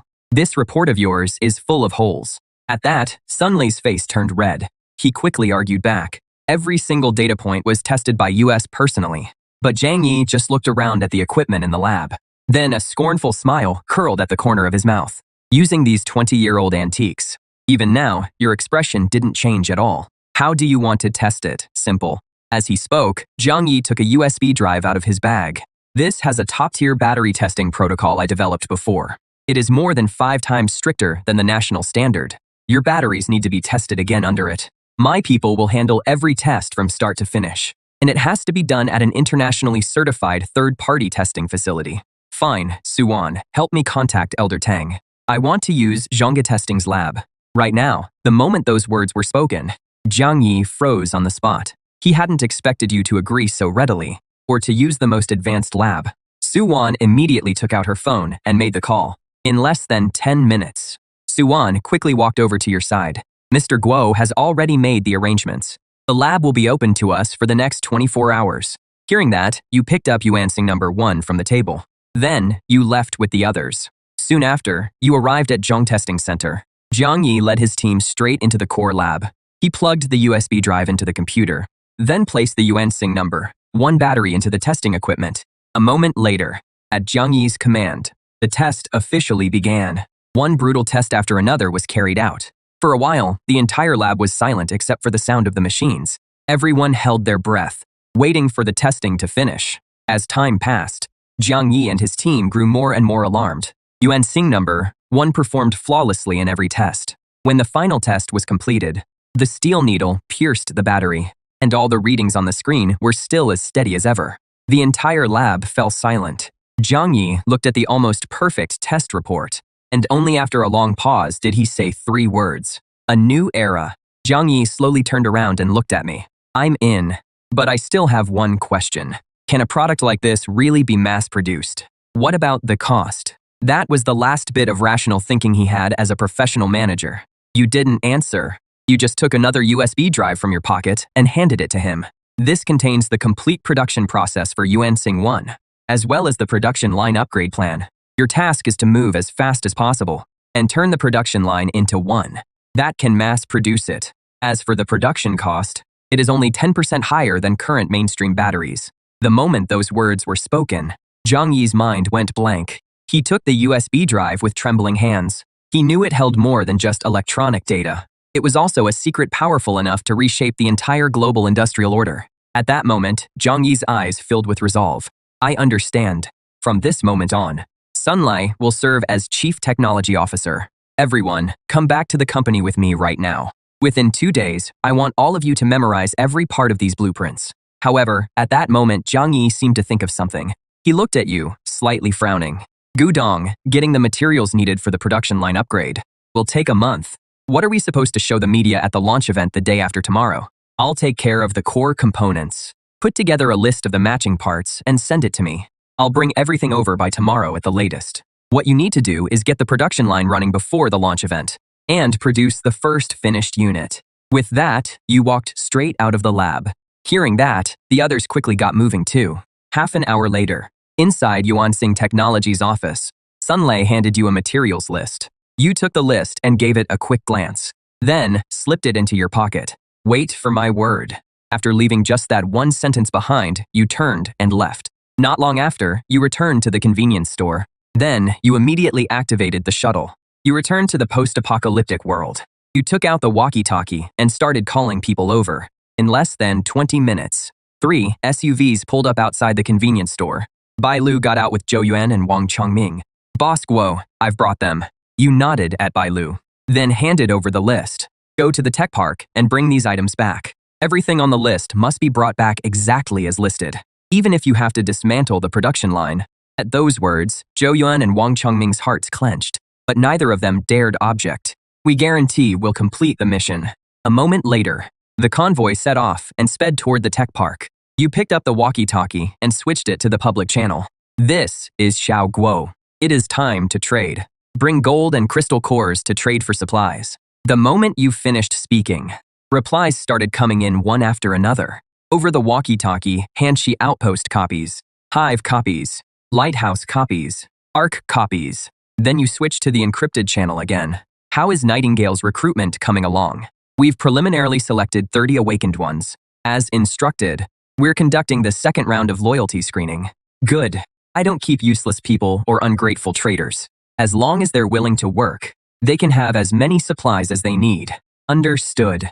Within 3 days, Nightingale's full roster will be delivered to you. Hearing this, you set down the walkie-talkie and waited. In less than an hour, the roar of engines rose at the same time from all 4 directions of the ruins. Vehicles from the 4 major factions pulled up in front of the convenience store. Scorpion took the lead.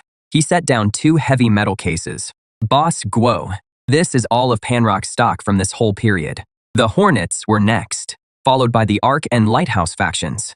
Before long, the metal cases were opened, and the gold bars and crystal cores were counted out one by one. You casually put them into your dimensional storage. Meanwhile, the 4 major factions took turns lining up to collect the various supplies they had ordered. Box after box of supplies was carried off by the 4 major factions. There were cigarettes, liquor, rice, and meat, as well as all kinds of medicine. There were even walkie-talkies and drones. With the supplies you provided, the quality of life for the 4 major factions and the awakened gradually improved. The trade went very smoothly. In total, you gained nearly 300 kilograms of gold, as well as 42 grams of crystal cores. Soon, the square fell silent again. You immediately absorbed all the crystal cores. As a cool surge of energy flowed into your body, you could clearly feel your mental field rapidly expanding. Both the precision and strength of your telekinetic control were multiplying. At that moment, your telekinesis limit easily broke through 400 kilograms. The space inside your dimensional storage also expanded to 5,000 cubic meters.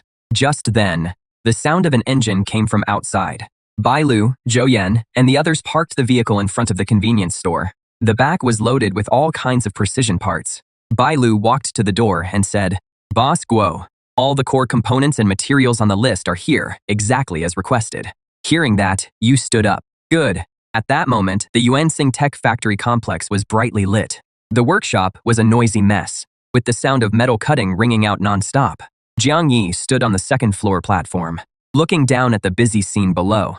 His eyes were bloodshot, but he still gave clear, decisive orders. Under his relentless pressure, the entire technical team was running like wound-up machines past their limits. Just then, a low engine roar sounded.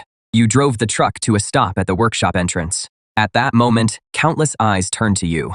You stepped down from the driver's seat and then walked to the back of the truck. You pulled open the heavy cargo doors. The next second, the compartment was revealed to be packed full of parts. Seeing this, Sun Lei scrambled over. The nearby technicians rushed in, too. Everyone moved the parts as fast as they could. Jiang Yi walked up to you without saying a word. He just looked at you deeply. Then he suddenly turned and shouted to the technical team. Sun Lei, take your team and start installing the core drive shaft. Team 2, start pre-calibrating the high-precision sensor array. Team 3, place all the alloy components in the welding stations in order. Before daybreak, I want this production line up and running. The next second, a thunderous response rang out. It made the whole workshop hum. Right after that, the workers quickly got to work. The production line that had been nothing but an empty frame was visibly being filled with precision parts. Time flew by amid the roar of machinery. When the first pale light appeared in the eastern sky, Sun Lei personally tightened the last high-strength bolt. At that point, the entire production line was fully built. Zhang Yi walked up to the main control console of the production line.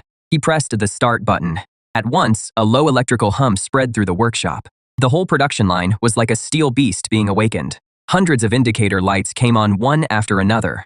Everyone's attention was drawn to it, with all the instruments working together efficiently and precisely. The entire process ran smoothly. Just as it reached the final step, a shrill alarm suddenly went off. Warning: internal pressure is abnormal and has exceeded the safety threshold. Hearing that, Zhang Yi's expression changed. He lunged to the control console in a single stride. What is going on? Sunlei also stepped forward. His hands kept moving over the controls. He spoke with a tremor in his voice. It is the reaction at the moment the passivation film forms. The peak is far beyond expectations. The material is too aggressive. The energy released in that instant is too high. I'm afraid the casing won't hold. At those words, everyone's heart sank. They all believed failure was inevitable. But then the pressure curve dropped rapidly and stabilized within the safe range. The piercing alarm stopped abruptly as well. At that moment, Sunlei stared blankly at the screen. Voyager 1 withstood the energy impact purely through its own structure. The deformation rate of its alloy casing was 0. Then, he suddenly turned to look toward the production line. We did it. As soon as he said that, a Voyager 1 unit slowly appeared at the end of the production line. The next second, thunderous cheers broke out. We did it. We really made it. Several veteran workers who had been up all night shouted excitedly. Even Zhang Yi couldn't stop trembling. He stepped forward and cradled the battery in his hands. Then, he raised it high toward the crowd. We did it. Meanwhile, you leaned against a car door in the distance, with a faint smile on your face. A moment later, the cheering started to die down. Zhang Yi's eyes turned sharp again. There are less than 27 hours left until the launch event. I'll put together a complete event rundown and speech draft. Everyone, disperse now and get some rest. Everyone meet at 4 this afternoon. We'll do the final briefing before the launch event. After saying that, Zhang Yi handed the battery to you. You took the battery and handed it straight to Suwan, telling her to keep it safe. Soon, the entire factory fell silent again, and Zhang Yi began going over the steps for the launch event. I suggest dividing the launch event into 3 parts. First, we'll present the data using that report from the Zhongcasting Center. Second, we'll do a live test with the actual product. Third, we'll announce future production plans and preliminary cooperation intentions. Just then, Suwan's phone suddenly rang. She picked it up and looked at the screen. Her face instantly filled with shock. President Zhang, Director Guo. Look at this. With that, Suwan handed over her phone. There was a financial news alert on the screen. Tianheng Energy CEO Zhou Zhen gave an interview and attacked Yuansing Technology as if he were the industry leader. He claimed Yuansing Technology's production line had long been abandoned and that it didn't even have the most basic battery production qualifications, and called for a boycott of this kind of market-disrupting report. There was also a photo of a rundown production line attached at the end. At the sight of it, the atmosphere in the workshop instantly turned ice cold. But to everyone's surprise, Zhang Yi suddenly laughed. He stood up and walked over to the production line. Director Guiyu, I'd like to request a change to the launch event plan. Tomorrow's launch event won't include any product presentation. We'll set up cameras throughout the entire workshop. We livestream ourselves making a brand new Yuansing, one on site for the whole world to see, and immediately put it through hell mode testing. Then, in the end, we'll take it apart in front of everyone, so the whole world can see with their own eyes. That Yuansing number 1 isn't just an empty shell. Can we handle the media and the live streaming platforms? We can. Zhang Yi's voice was firm and unwavering. You nodded at his words. Then you pulled your phone out of your pocket and called Tianheng Energy headquarters. Send them an invitation and tell them the seat in the dead center of the front row at the launch event is being saved for him. Not long after, in the chairman's office at Tianheng Energy, Zhou Zhen had just finished a meeting with investment firms. He had made Yuansing Technology a byword for a capital scam. That interview had taken over the headlines of every major financial outlet. In his view, this war was already over. But just then, his chief assistant walked into the office. Mr. Zhou, they've invited you to tomorrow's product launch. Zhou Zhen took the invitation and opened it. Looking at the provocative words on it, anger rose in Zhou Zhen's heart. Very well. Tell them this. I accept their invitation. I want to see for myself how they're going to end this. The assistant nodded. Then he quickly left the office. That afternoon, online public opinion completely exploded. First, Tianheng Energy's official account made a high-profile announcement that Chairman Zhou Zhen would attend Yuansing Technology's launch event by invitation. to expose the chaos in the industry and uphold market order. Right after that, Yuansing Technologies' official account posted a poster. There were only a few bold lines on it. We're doing just one public demonstration. From components to battery. From production to disassembly. Tomorrow at 10 a.m. Tune in to the global live stream. The poster hit public opinion like a bombshell and quickly turned the launch event into the focus of nationwide attention. At this moment, inside Yuansing Technologies' factory complex, Sunlei was leading several technicians in inspecting the production line. Jiang Yi then came over to you. Boss Guo, dressed like that. I'm afraid you won't command the room tomorrow. Hearing that, you looked down at what you were wearing. You're right. Then you and Jiang Yi headed to the most upscale luxury mall in the city. Soon, you pulled up to the mall entrance in a truck. Then, you and Jiang Yi went into a high-end suit shop. As soon as Jiang Yi walked in, he said, "We need suit fabric for tomorrow. Something that can command the room, but not too flashy." Hearing that, the master tailor looked you over. He sized you up in just a few seconds. He turned and pulled out several fabric samples. How about these high thread count Italian wool fabrics? After hearing that, Jiang Yi picked one up and ran his hand over it. This one. Next came the tedious but efficient measuring and fitting process. Just then, a snide voice rang out. "Well, if it isn't Boss Guo, do you really think the money from your little convenience store is enough to buy even a scrap of fabric here?" As soon as the words fell, Wang Hao walked in through the door with Zhang Qian in his arms. When Zhang Qian saw you, a look of disdain appeared on her face. "Wang Hao, don't say that. The clothes here aren't cheap. Maybe Xiao Guo really turned things around and even paid off that debt of over 300,000. By now, you had long since left the past behind. So from start to finish, you said nothing. You simply stayed calm and let them continue taking your measurements." But being ignored like that made Zhang Qian feel embarrassed and angry. At that moment, Jiang Yi instantly understood the relationship between you, so he stepped half a pace forward, his eyes settling on Wang Hao.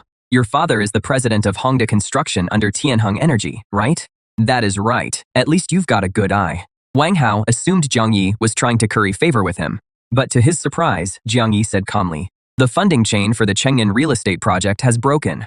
To cover the gap, your father diverted 300 million in special bank loans. Hongda's cash flow is probably under 20 million by now.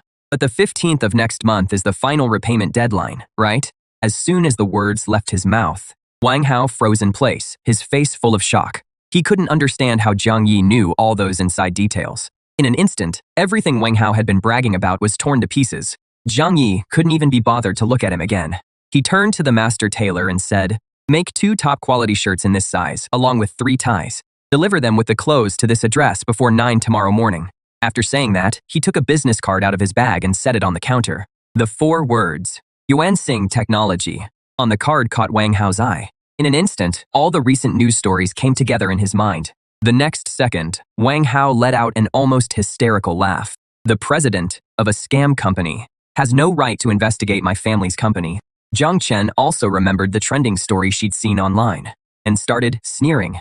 "I thought you'd hooked up with some rich older woman, but it turns out you just found yourself a con artist. You two really are a perfect match." At that moment, Jiang Yi looked at the two of them calmly, but Wang Hao walked right up to him and nearly poked him in the face with his finger. "Get on your knees and apologize right now. Otherwise, one phone call from me can shut your company down." At that, Jiang Yi stepped sideways and blocked Wang Hao. When Wang Hao met your cold gaze, he instantly grew a little flustered. "But you didn't make a move. You just said calmly, 10 o'clock tomorrow morning, Yuansing Technologies factory. You're welcome to bring your media friends with you." After saying that, you didn't look at him again. You just gave Jiang Yi a slight signal, and then the two of you left one after the other. At that moment, a wave of humiliation washed over Wang Hao.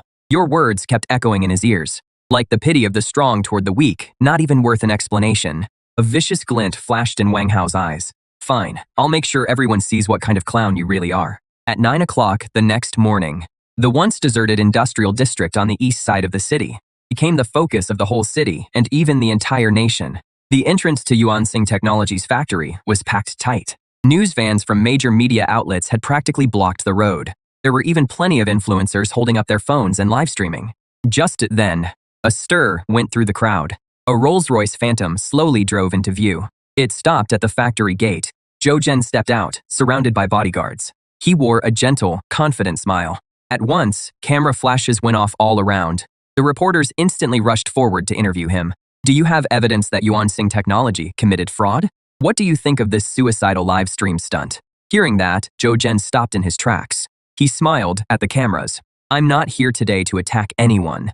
I'm only here as someone who has spent half his life in the battery industry, to personally witness the rise of this so-called industry newcomer.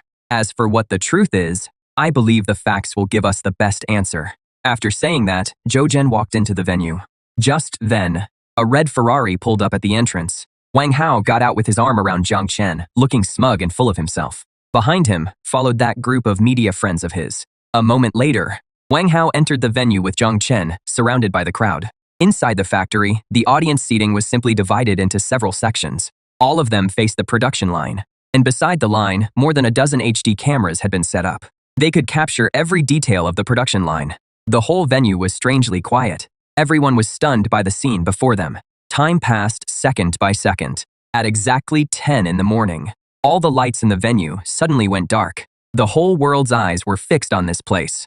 In the darkness, a spotlight shone down from the ceiling. It lit up the futuristic production line. At the same time, the live camera moved in. The image was shown to everyone on the big screens. At that moment, people in the venue began murmuring among themselves. Meanwhile, Zhou Zhen sat in a reserved front row seat, his brows tightly furrowed. He immediately sensed that something was off. Looking at this production line that was beyond anything he understood, Zhou Zhen's unease quietly grew. Just then, Zhang Yi walked in with steady steps. He went straight to the front of the production line and stopped. Friends from the media. Good morning, everyone. I'm Zhang Yi, president of Yuansing Technology. Today, we will show you, starting with the most basic raw materials, how a Yuansing number 1 battery is made. Next, please welcome our chairman, Mr. Xiao Guo. As soon as he finished speaking, your figure appeared before everyone. You were wearing a custom-made suit, your eyes calm as still water. Then, you casually walked over to the production line control panel and lightly leaned against it. Welcome everyone to today's launch event. Just as Zhang Yi said, today we're here to do just one thing, live production. With that, you press the button on the control panel. The next second, the entire silent production line came to life. Hundreds of indicator lights lit up one by one. At the same time, the robotic arms slowly rose into standby mode. At the same time, the electronic screen lit up and split into several sections. The main screen showed a close-up of workstation number 1 on the production line. On camera, a variety of basic raw materials were laid out. Then, Zhang Yi began introducing each raw material, from silicon dioxide to graphite powder. Seeing this, Zhou Zhen openly sneered. What a joke. Are you trying to stall for time like this? Wang Hao was laughing so hard he was doubled over. Is this a lesson for middle schoolers? The live stream was also flooded with mocking comments. But just then, the production line suddenly started up. The robotic arms picked up measured amounts of raw materials and fed them into the fully enclosed furnace. On the screen, the temperature readings inside the equipment shot up instantly. At the same time, Zhang Yi explained calmly, using our proprietary plasma bombardment technology, we can break the raw materials down to the atomic level and remove all impurities, yielding pure silicon, lithium, and carbon.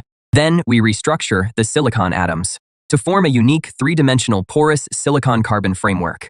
That is the key to its ultra-high energy density and stability. Every word Zhang Yi said hit like a bombshell. The smile on Zhou Zhen's face froze completely. Those technical terms he had only ever seen in cutting-edge journals, or even only heard of in science fiction novels. At that moment, Zhou Zhen suddenly sat up straight and stared at the rapidly changing data. Every data point on the screen matched the process perfectly. A moment later, Zhou Zhen lowered his voice. He ordered the technical director, check it for me. Where exactly did all this come from? However, cold sweat broke out on the technical director's forehead. Mr. Zhou, we've already looked into it. There are no more than 5 labs in the world that can achieve this kind of technology, and the samples they produce are only measured in milligrams. Hearing this, Zhou Zhen's heart slowly sank. Just then, the production entered the next step. At the same time, Zhang Yi continued explaining. One technical term after another came out. When Zhou Zhen suddenly jerked his head up, a fierce glint flashed in his eyes. I found the flaw in this scam. This must be a pre-recorded video. As long as I make a demand they can't meet, this scam will be exposed on the spot. Thinking that, Zhou Zhen stopped hesitating. He shot to his feet, cutting off Jiang Yi's explanation. Mr. Jiang, please wait a moment. The technology you're showing is indeed astonishing. But how can I be sure this isn't just a professionally made video? The moment he said that, the crowd instantly erupted. People immediately began voicing their doubts. At that moment, the sneer on Jojen's lips grew deeper. I demand that this video be stopped immediately, and that any member of the media here be chosen at random to use our camera to film the production line live and project the footage onto the big screen. If you can do that, I'll apologize to you in front of the whole world. When he finished speaking, the entire factory fell silent. Everyone's eyes were fixed on you and Zhang Yi. Hearing this, Wang Hao trembled with excitement. They definitely won't dare. I told you they were a bunch of frauds. Time passed, second by second. At last, you slowly straightened up, then stepped to the very front of the stage. Yes, your answer struck like a thunderclap in everyone's mind. Even the smile on Jojen's face instantly froze, but he still forced down the shock in his heart. Chairman Guo, you've got guts. In that case, let's begin. With that, Jojen sent out the company's chief cameraman. Zhang Yi then turned to the staff and gestured to them. Soon, a staff member came up carrying a data cable. Then, Zhang Yi said, "This is a backup port. It can connect directly to the big screen. Mr. Zhou, please go ahead." Hearing that, Jojen clenched his jaw. He walked over to the cameraman himself. He connected the data cable. Then he told the cameraman to point the camera at the ultrasonic fusion device. Jojen shouted, "I want you to repeat this step right now. I want the inside of this machine filmed the whole time." This demand was even harsher than before. But your response once again went beyond everyone's expectations. "No problem. But from down there, I'm afraid you won't be able to see it clearly. Why don't you and the cameraman come up on stage yourselves and verify every step up close?" As soon as you said that, the entire venue was completely stunned. Jojen's mind went blank. Going on stage meant he would become the challenger and examine all of this under the eyes of the whole world. If all of this was real, he would become the biggest joke of the century. But if he refused, it would be the same as admitting he had a guilty conscience. At that thought, Jojen took a deep breath. Then, he stepped onto the stage. The cameraman stayed close behind him. Seeing this, you said nothing else. You simply turned, walked back to the control console, and pressed the button. The next second, the production line started up. The material fusion process began. The cameraman quickly pressed the camera against the machine. At that moment, the big screen showed the camera's live feed. 2 streams of differently colored powder were injected in. Then they began spinning at high speed like a nebula. Under an invisible force, they were pulled apart and torn to pieces. They turned into 2 dense clouds of mist. Then, guided by a strange force field, they blended and fused together flawlessly. The whole process had the surreal beauty of a sci-fi movie. At the same time, the real-time data showed that every indicator had reached perfect values. Soon, the process was over. At that moment, Jojen's whole body was trembling. His face was full of fear. This can't be real. This has to be a hallucination. Just then, you spoke calmly. "Mr. Zhou, did you see it clearly? Want to do that again? Put your face up there and get slapped again." At those words, Jojen's vision went dark, and he nearly fainted on the spot. Below the stage, Tianheng Energy's executive team was already in complete chaos. They knew Tianheng Energy was completely finished today. Meanwhile, on the big screen, the camera switched and battery production continued. More futuristic-looking equipment started up one after another. Every step of the process kept stunning viewers around the world. Just then, a financial reporter screamed while holding up her phone. Tianheng Energy's stock hit the circuit breaker 3 minutes after the market opened. All related stocks have crashed across the board too. The moment those words came out, no one paid any more attention to the production line. Everyone quickly pulled out their phones to check the market. Wang Hao sat there in a daze. His phone kept ringing. When he answered, his father's furious voice came through. "What have you done? The stock has crashed. The company's finished. Why did you have to provoke Bosky?" Before he could finish, Wang Hao's hand dropped limply. Amid the chaos, Zhang Yi's voice rang out again. From a single grain of sand to a complete Yuansing number, 1 battery. The entire process took 15 minutes and 23 seconds. That concludes today's live stream. After saying that, he gave a slight bow to the audience. Then he turned and walked toward you. Seeing this, you straightened up. Without glancing at the audience, under everyone's gaze, you walked backstage with Zhang Yi. Inside the metal doors, only the crowd in the factory remained, caught in a swirl of complicated emotions. The moment the backstage door closed, it felt like it separated 2 different worlds. Outside the door was a tidal wave of chaos and frenzy. Inside was a silence so deep you could hear a pin drop. Jiang Yi let out a long breath. It is over. No, it is not over. This is only the beginning. At that, Jiang Yi gave a bitter smile and shook his head. Before he could speak, the phone started vibrating like crazy the next second. Jiang Yi picked up his phone and looked at it.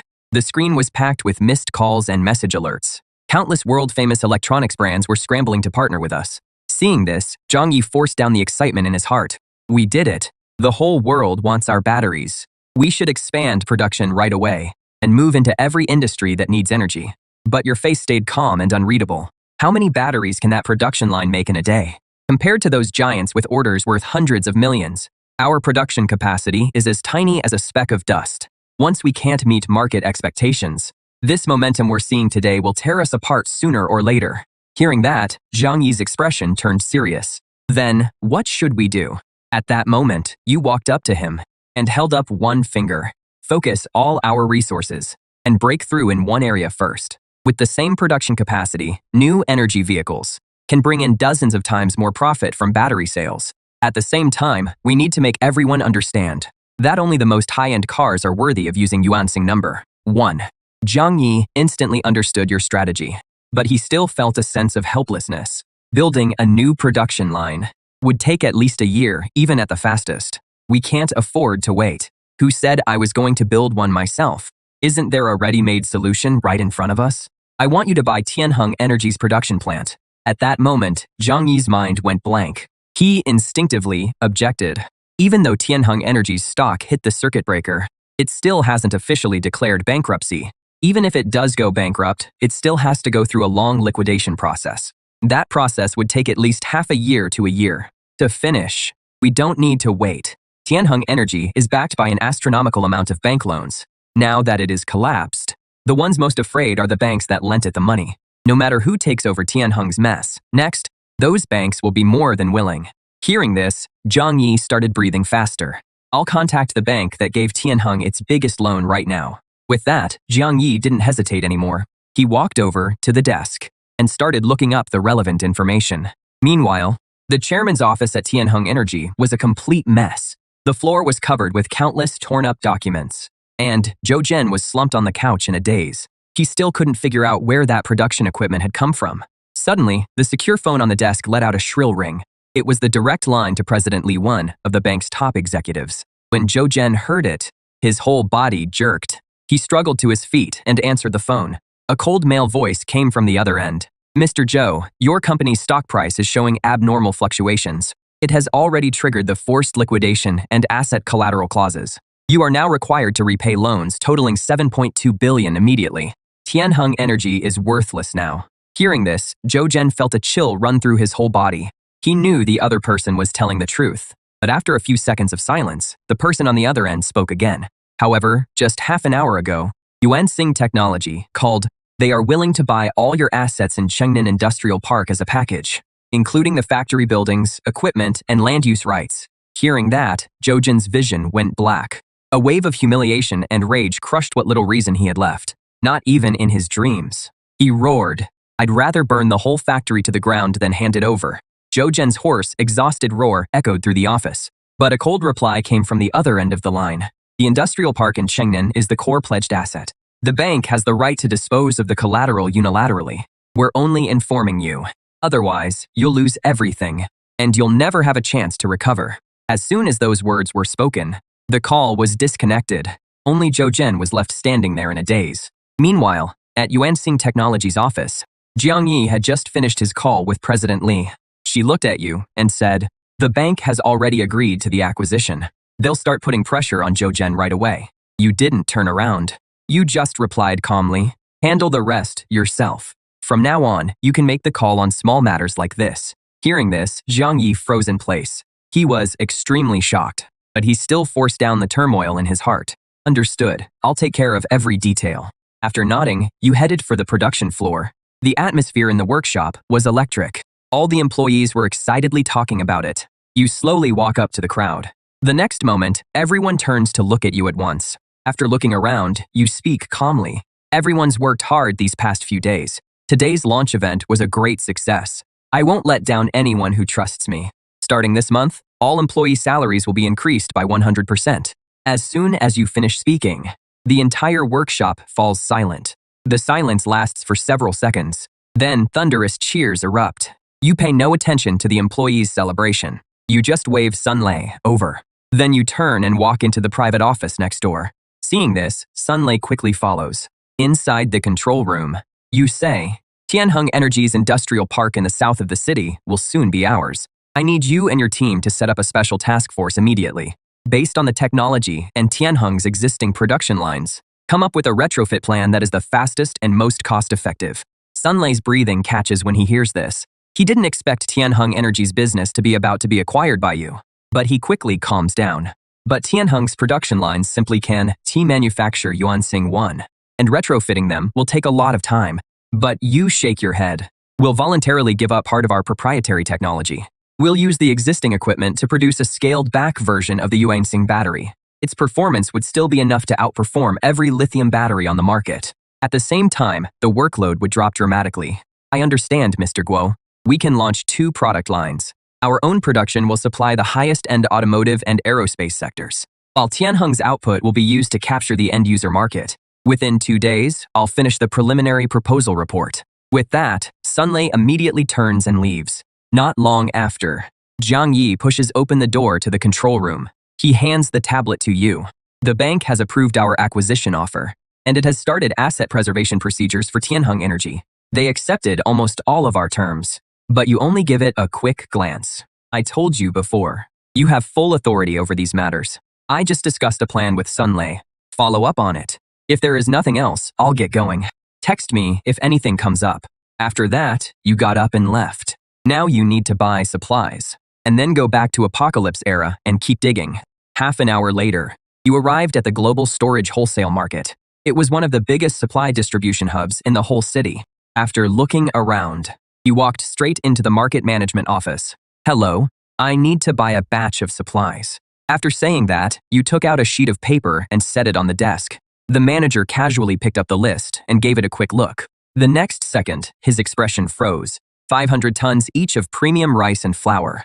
100 tons each of frozen pork, beef, and lamb. Sir, are you sure this isn't a mistake? You said nothing. You just showed him your bank balance. As soon as he saw it, the manager immediately put on a flattering smile. Please wait a moment, sir. I'll coordinate it right away. I guarantee I'll get everything ready as fast as possible. Over the next few hours, the entire wholesale market got busy. Countless forklifts and laborers were mobilized. Bag after bag of rice and box after box of frozen meat were moved out of the warehouses. Then they were loaded onto more than a dozen huge container trucks. At that point, using quality inspection as an excuse, you rented a temporary transfer warehouse behind the market. Soon, one fully loaded truck after another drove into the warehouse. The goods on the list quickly piled up into mountains. Before long, everything had been delivered. You paid without hesitation. This made the manager even more enthusiastic. He even said that if you came to him again, he'd give you the best possible discount. Not long after, you sent everyone away. Then you stood in front of the mountain of rice sacks and gave a light wave of your hand. The next second, the small mountain of supplies vanished into thin air. They appeared intact inside the dimensional warehouse. The whole process was quiet and efficient. Besides that, you also bought tons of oil, salt, and sugar, along with wall-like stacks of canned food, compressed biscuits, and instant noodles, as well as countless medicines and medical equipment. On top of that, you also ordered more than 100 barrels of gasoline and diesel. You saw that the dimensional space still had 1/10 of its capacity left, so you immediately drove to a large hardware and building materials market to buy all kinds of industrial materials, including several CNC machine tools and 3D printing equipment. When the dimensional warehouse was completely packed full, you drove the truck back to the convenience store. That familiar feeling of weightlessness hit you again. The world in front of you began to twist and fold. The next second, you arrived in the apocalyptic world. You quietly adjusted to the sensory shock of the transition. A moment later, you picked up the walkie-talkie. How are things at Nightingale Tech Park? Everything is going smoothly. As instructed, we repaired the park's surveillance and alarm systems and set up 3 defensive lines centered on the dorm area. Nothing gets past our eyes. Over the past few days, more than 300 scavengers have tried to sneak into the park. We captured some of them. Nightblade now has 43 full members. You've done well. You've exceeded my expectations. Send people to the plaza now. I brought something for you. Understood, boss. Nightingale replied in a crisp, steady voice. After ending the call, you switched to the public channel. Trade, as usual. Just one short sentence. Hit like a depth charge. The next second, replies came one after another over the radio. Boulder copies.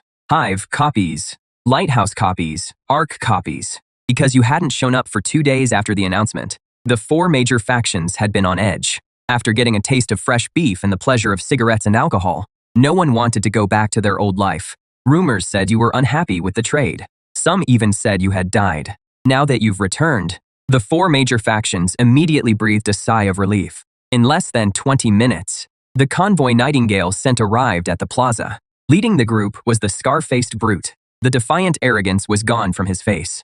In its place were awe and fervor. Hello, boss. Seeing this, you gave a slight wave. The next second, boxes of supplies appeared. There were canned goods, seafood, and lamb chops, as well as drinks, beer, and peanuts. There were even several brand new portable generators. These are your reward and supplies. Tell Nightingale to go ahead and do it. There are plenty of supplies. Seeing this, Scarface's eyes instantly turned red. Thank you, boss. I'll make sure Nightingale gets the message after the convoy left. The trade teams from the 4 major factions arrived one after another. This time, they brought even more gold and crystal cores. The whole transaction went smoothly. In front of you, the 4 major factions were like well-behaved schoolchildren. Soon, everyone left. The square fell silent again. You counted the haul, over 500 kilograms of gold, and 63 crystal cores. Then, without hesitation, you absorbed all the crystal cores. In an instant, a huge surge of energy exploded inside you. Your telekinetic limit easily broke through to 500 kilograms. At the same time, your dimensional storage expanded to 6,000 cubic meters, and you unlocked the ability to shift through space. Now, you can spend mental energy to blink freely within a range of 20 meters. Before your mental energy runs dry, you can blink at least 30 times. Next, you began testing.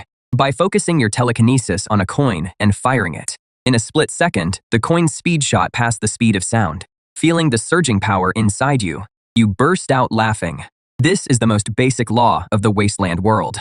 Then, you contacted Ark over the radio. Have Zhou Yuan and Wang Chongming come see me in the square. I'll arrange it right away. Bai Lu replied, without any hesitation. The Ark convoy soon arrived at the square. Several fully armed soldiers escorted Zhou Yuan and Wang Chongming. The two quickly stepped forward. A moment later, they arrived at the entrance of the convenience store. I need more parts. Where else can I get them? Hearing this, Wang Chongming took a deep breath. There are 3 production bases, but the situation is very grim. The first is in the heavy industrial district in the north of the city. That is one of the areas with the highest concentration of zombies. The second is at the logistics transfer port in the western suburbs. That area used to have an extremely dense population, but now it has become a dead city. As for the third one, it is very far away. With the current traffic conditions, it'll be hard to get there. Aside from the Thor No. 7 battery, what other technology does Tenxiang Company have? At that moment, Wang Chongming and Zhou Yuan exchanged a glance. Then, Wang Chongming spoke. Thor No. 8. Its energy density is 3 times that of No. 7, and it can deliver instant overload output. It was developed specifically for certain special equipment, but its core materials are extremely rare, and the manufacturing process is extremely complex, which drives the cost too high. The company only kept 1 production line at the West Suburb Logistics Port Base. Hearing that, you fell silent, and the mood grew a little heavy. Just then, Zhou Yuan suddenly said excitedly, Tianxiang Company is more than just a battery supplier. Before the disaster, the company poured huge investment into launching the Pioneer project. The project's final product was Pioneer 1. It was meant for construction and mining. It stands about 6 meters tall. Fully electric, it can carry up to 6 Thor No. 8 batteries. On a full charge, it can handle 72 hours of high-intensity operation. Hearing this, you fell into thought. Even if this thing wasn't built for combat, with a few modifications, it could still become a true weapon of war. Thinking of that, you immediately asked. And after talking it through, you learned more. Pioneer's main R&D base is in Haizhou City, 200 kilometers away. There are 3 Pioneer prototypes at the base, along with parts for 10 more units and 1 production line. But the trip there is long and extremely dangerous. Your heart started racing uncontrollably. The impact Pioneer would cause would be 100 times greater than the Thor number 7 battery. You had to get Pioneer. Soon, you calmed down. You can go back now. Then you turned and walked back into the convenience store and slowly pulled down the rolling shutter, cutting off everything outside. Before long, the sound of an armored vehicle engine rang out across the square. Then, the sound gradually faded into the distance. Inside the convenience store, you sat in a chair and started brainstorming. Going there alone was far too risky, and the Nightblade squad doesn't have enough people. The 4 major factions have complicated personnel makeups. Their equipment quality is all over the place. There is no way they could make a long journey. Right now, they can barely even break into the logistics port in the western suburbs. You need thousands of people, a well-equipped army with strong resolve. And that takes a huge amount of supplies behind it, as well as a secure rear base. You need to make the convenience store the center and start major construction. Build a well-fortified base. Then gradually expand outward. Dig every valuable thing out of the ruins of the apocalypse. Once the initial plan took shape, you immediately picked up the walkie-talkie and contacted Nightingale. I have a new plan. Build a base centered around the convenience store plaza. I need manpower. I want anyone who has worked in construction or industrial trades. Your job is to find those people. At that, Nightingale's breathing grew a little quicker. She suppressed her inner shock. Right away, I'll get on it now. After ending the call, you immediately opened the public channel. This is Xiao Guo. I will establish a permanent trading post and safe zone in the central plaza. Starting tomorrow, large-scale construction will begin here. During construction, I need security. The scale will be twice that of the attack on Skyvault Tech Park, and supplies will be settled daily. These words hit the leaders of the 4 major factions like a sledgehammer. They were both furious and alarmed, but they had no other choice, simply because you had an endless supply of resources backing you, and you weren't worried in the slightest. Right now, you had more important things to do than worry about a counterattack from the 4 major factions. You pulled out a sheet of paper and quickly sketched on the back with a pen.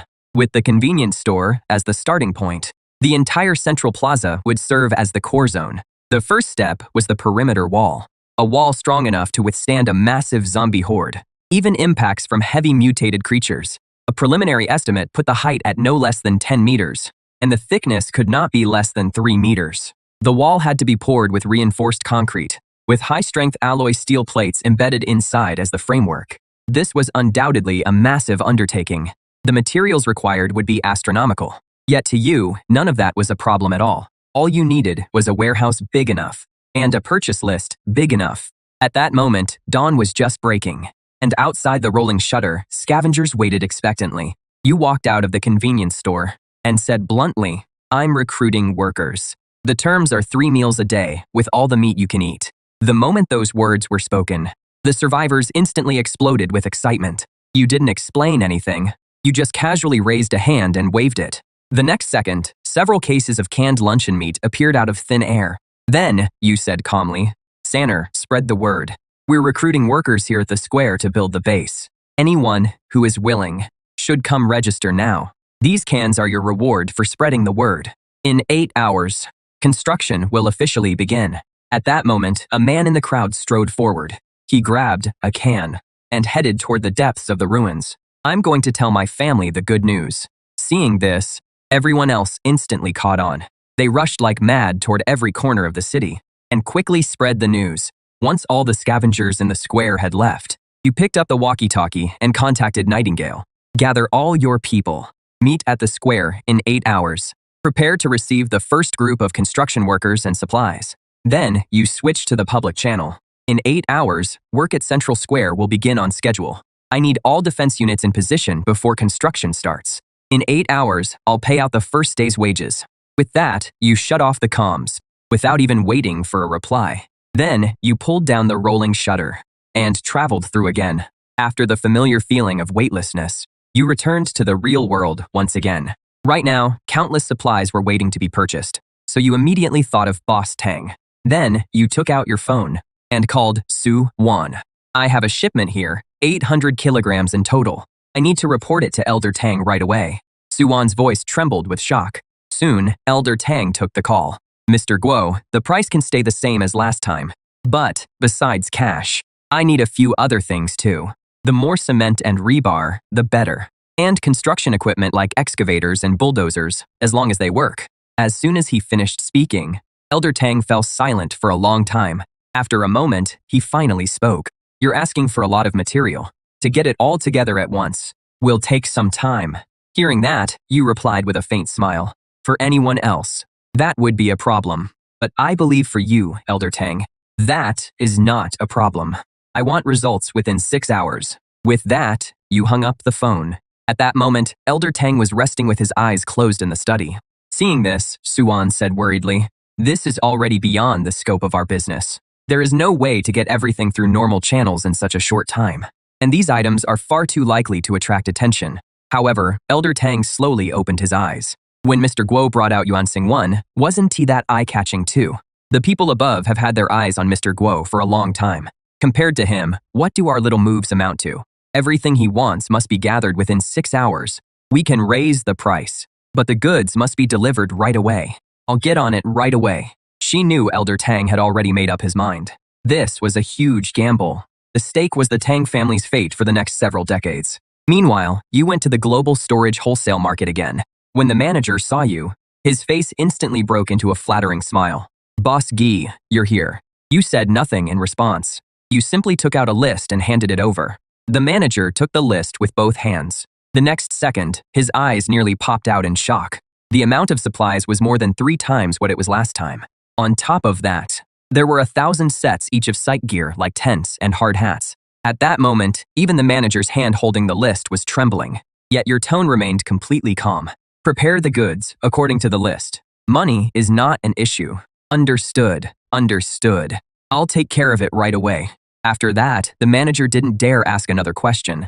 He grabbed the list and rushed straight to the warehouse area. The entire wholesale market once again kicked into overdrive. And you rented the same transfer warehouse as last time. You stood at the entrance, watching truckload after truckload of supplies being moved in.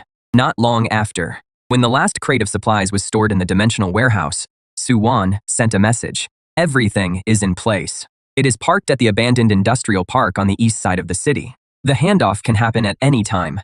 At that moment, Zhang Yi called as well. A director surnamed Zhang from the Ministry of Energy specifically asked to meet you. He is very interested in our batteries and our future production plans. At 10 o'clock tomorrow morning, he'll personally lead a team to Yuanxing Technology and will formally receive them. I'll handle the rest. The acquisition of Tianheng Production Park requires the first payment to be released. The total is 300 million. No problem, I'll take care of it. After saying that, you hung up. Not long after, you arrived at Jingxin Tea House. After getting the notice, Suwan was already waiting at the door to greet you. You opened the trunk and pointed at several boxes as you spoke. Everything is here. Have someone move it inside. Hearing that, Suwan immediately started making arrangements. She then led you to the reception room. In the reception room, Elder Tang wore a warm smile. Mr. Guo, I lived up to the task. I've gathered everything you asked for. You smiled when you saw that. Thank you for going to the trouble, Elder Tang. It is only right that I do my part. The total price of the gold is 656 million. At cost, the things you need come to 180 million. I've also had Xiao Su prepare the funds for the Tianheng acquisition. I'll transfer the rest along with the earlier funds into your account. Also, to celebrate the successful end of Mr. Guo's launch event, I'll personally give Mr. Guo 5 million as a gift.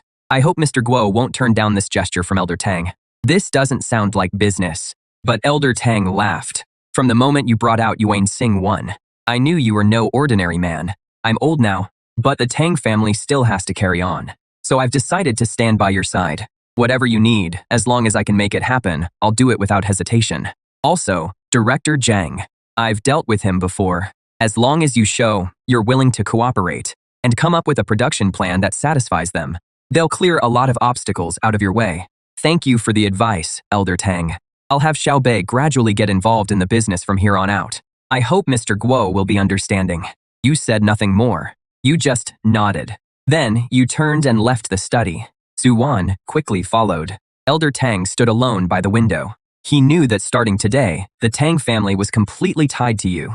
Soon after, you and Suwan arrived at the abandoned industrial park on the east side of the city. In front of you were dozens of excavators and bulldozers, with piles of cement and rebar stacked nearby like little hills, along with more than a dozen large diesel generators. You really went to a lot of trouble. It is what we should do. If anything comes up, just contact me. I'll head out first. As soon as he finished speaking, You nodded, and Suwon left on her own. You didn't waste any more time.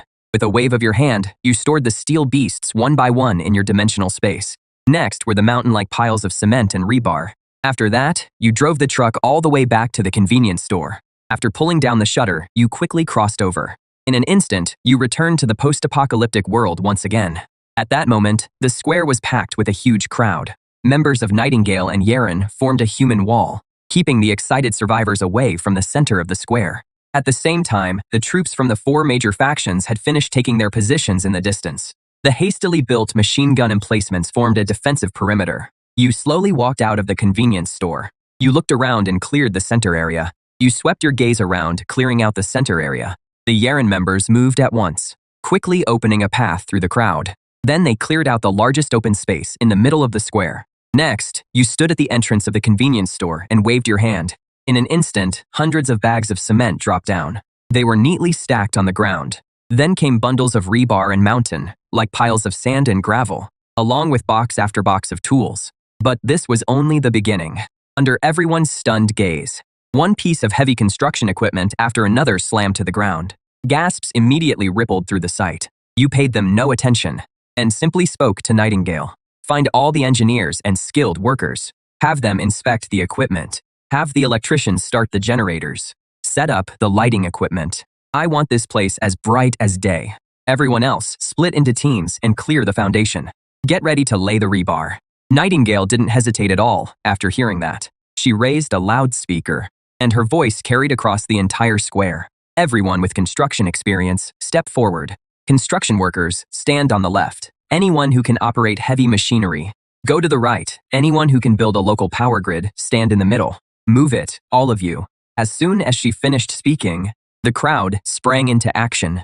They quickly began sorting themselves out across the square. Soon, 3 long lines formed in the square. Everyone else, split yourselves into groups by physical strength. You'll be responsible for moving materials and clearing the site. Everyone is to follow orders. Work hard. Anyone who cuts corners or tries anything crooked will face the consequences. After saying that, Nightingale raised her hand and snapped her fingers. The next second, flames surged up and instantly melted the steel pipes beside her into molten metal. At the sight of this, every survivor felt a chill run through them. They immediately got to work. Several electricians began checking the fuel lines and connecting cables. Moments later, the diesel generators let out a low roar. Right after that, the bulldozers and excavators were started one after another. For a while, the wasteland once again echoed with the symphony of industrial civilization. The bulldozers began clearing away wrecked vehicles and debris.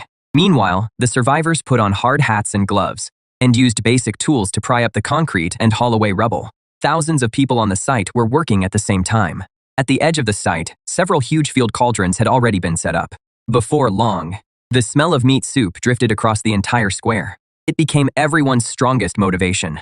At this moment, inside the Ark's command room, the chief, the captain, and Bailu stood side by side. Staring at the electronic screen, one of them said grimly, "He isn't just building a city. He is creating a new order." The people inside the city were building with hope, while the soldiers outside fought to protect that hope.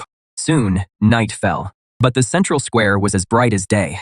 Sparks flew from the rebar under the cutting machines. Bulldozers pushed discarded concrete into deep pits. The workers shouted in rhythm as they carried the foundation rebar into the trenches.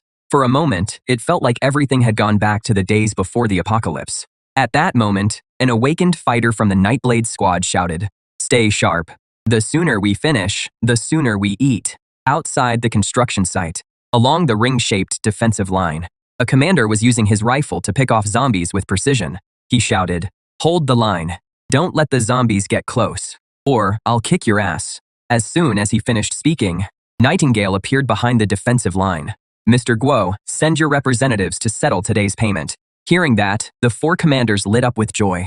They followed Nightingale toward the center of the square, and you were standing at the entrance of the convenience store. When you saw the group approach, you casually raised a hand and waved it, and several small mountains of supplies appeared out of thin air. There were more than 200 cases of canned luncheon meat, along with compressed biscuits and purified water.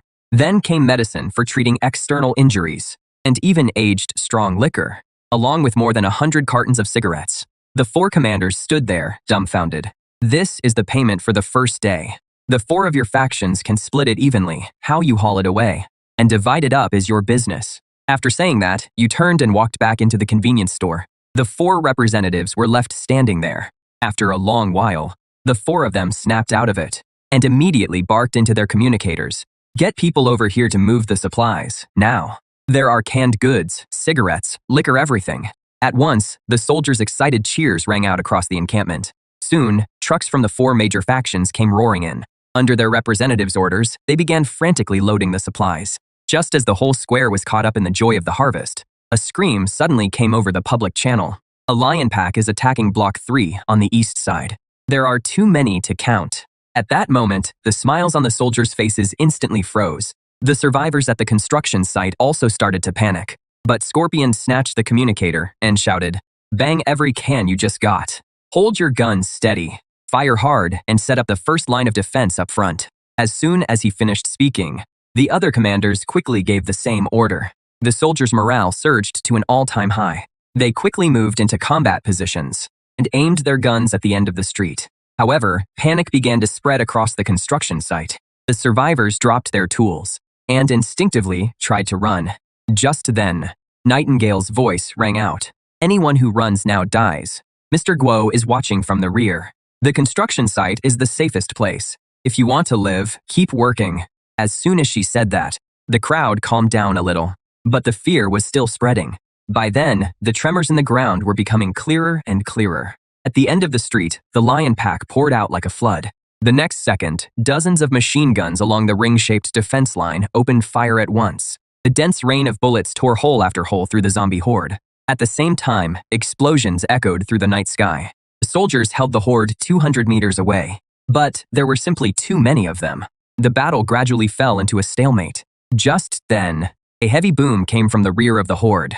A giant mutated zombie stepped out. Its entire body was covered in a hardened shell. It completely shrugged off the grenades and charged straight at Rock Base's defensive line. Then a streak of fire shot from Nightingale's hand. The mutated zombie's head was pierced instantly. Then, carried by its momentum, it started to roll, and finally slammed into the fortifications, sending sandbags and barricades flying in all directions. But that monster never got back up.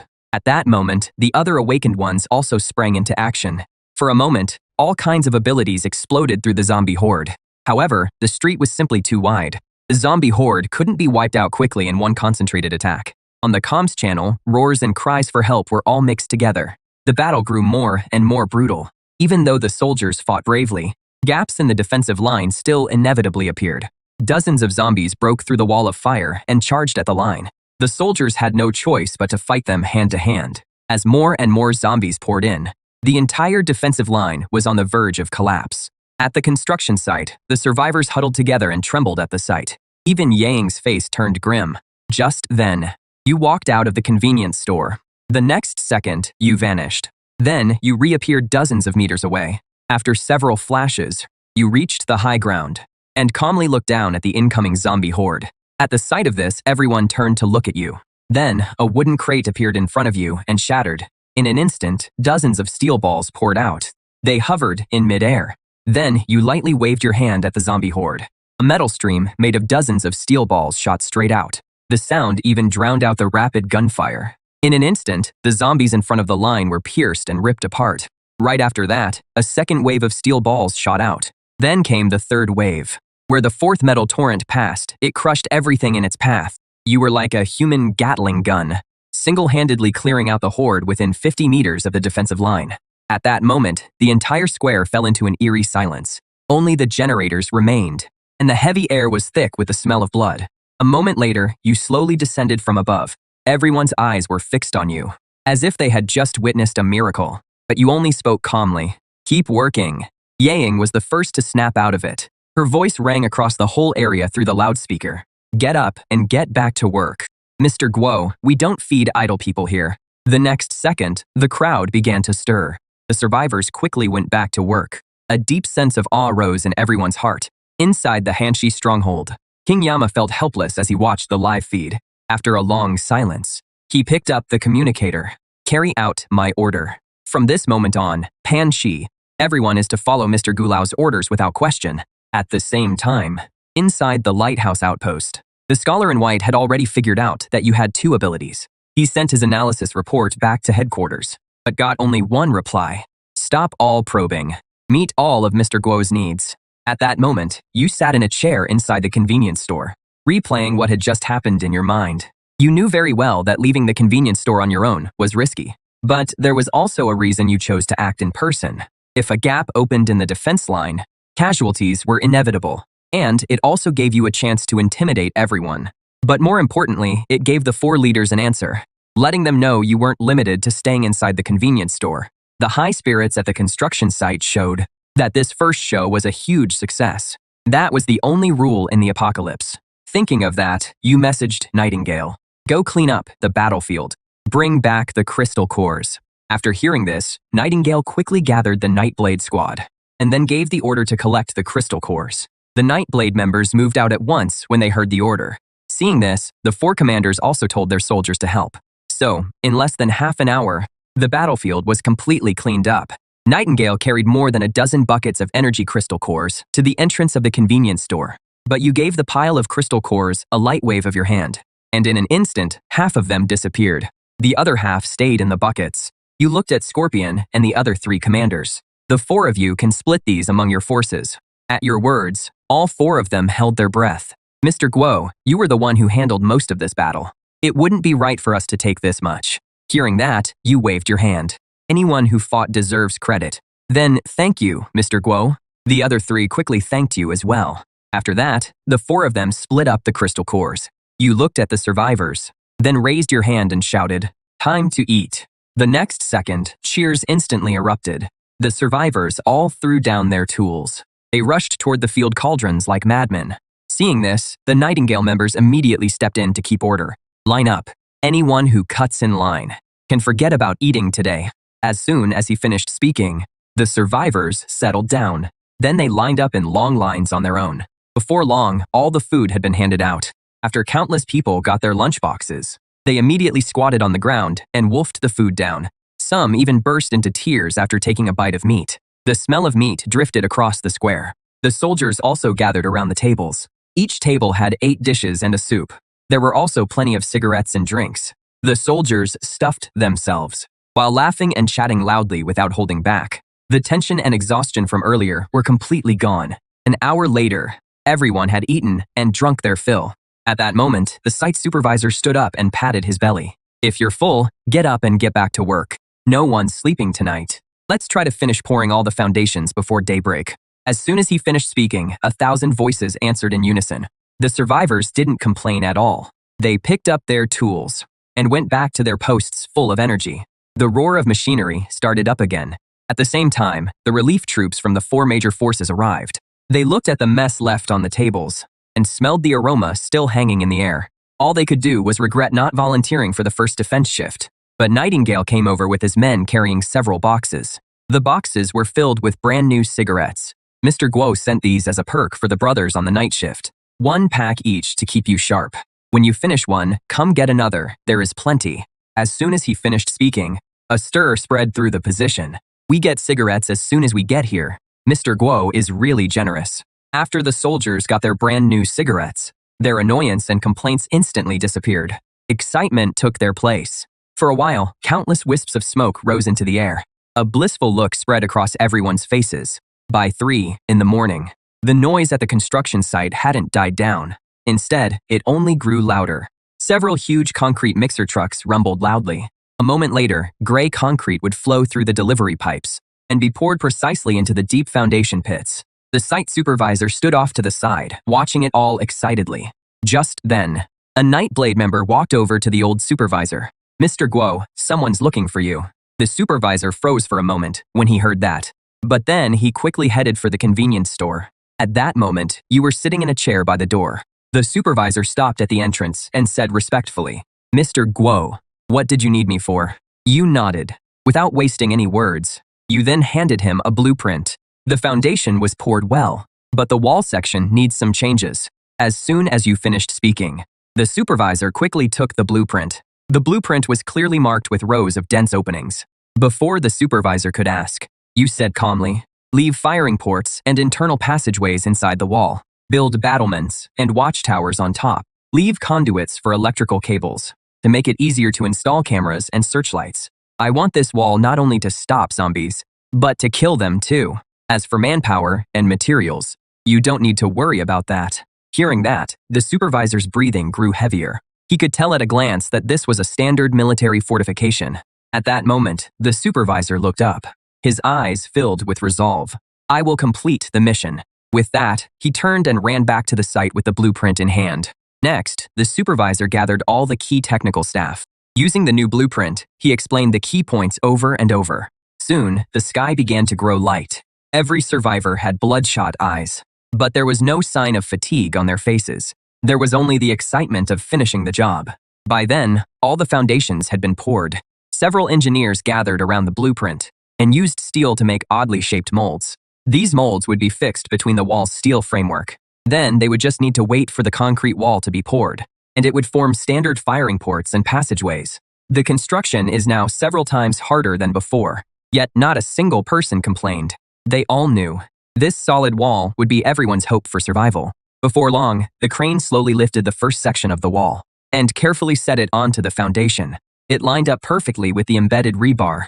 At that moment, thunderous cheers erupted across the entire site. The survivors waved the tools in their hands, and even their red eyes filled with tears. They looked excitedly at the results of their hard work. Even the soldiers passing by during the shift change on the defensive line stopped and stared. They saw the tremendous changes at the construction site, and every one of them marveled at how strong the city wall was. Just then, the smell of food drifted through the air again. At the same time, Nightingale's voice rang out. Everyone, come get breakfast. Several tables were piled with food.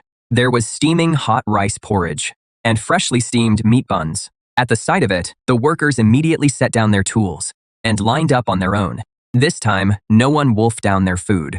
They ate slowly and calmly, as if they had returned to the peaceful life they once had. At that moment, you walked out of the convenience store and called Nightingale to the door. I'm leaving. I'll be gone for about 12 hours. While I'm away, you'll be fully in charge here. Construction can't stop. Coordinate the defenses of the 4 major factions as well. Keep recruiting. Don't worry about having too many people. As long as they pass verification and there is nothing wrong, let them in to work. After hearing this, Nightingale answered solemnly, Yes, boss. With that, you looked at the lively scene in front of you, then turned and went back into the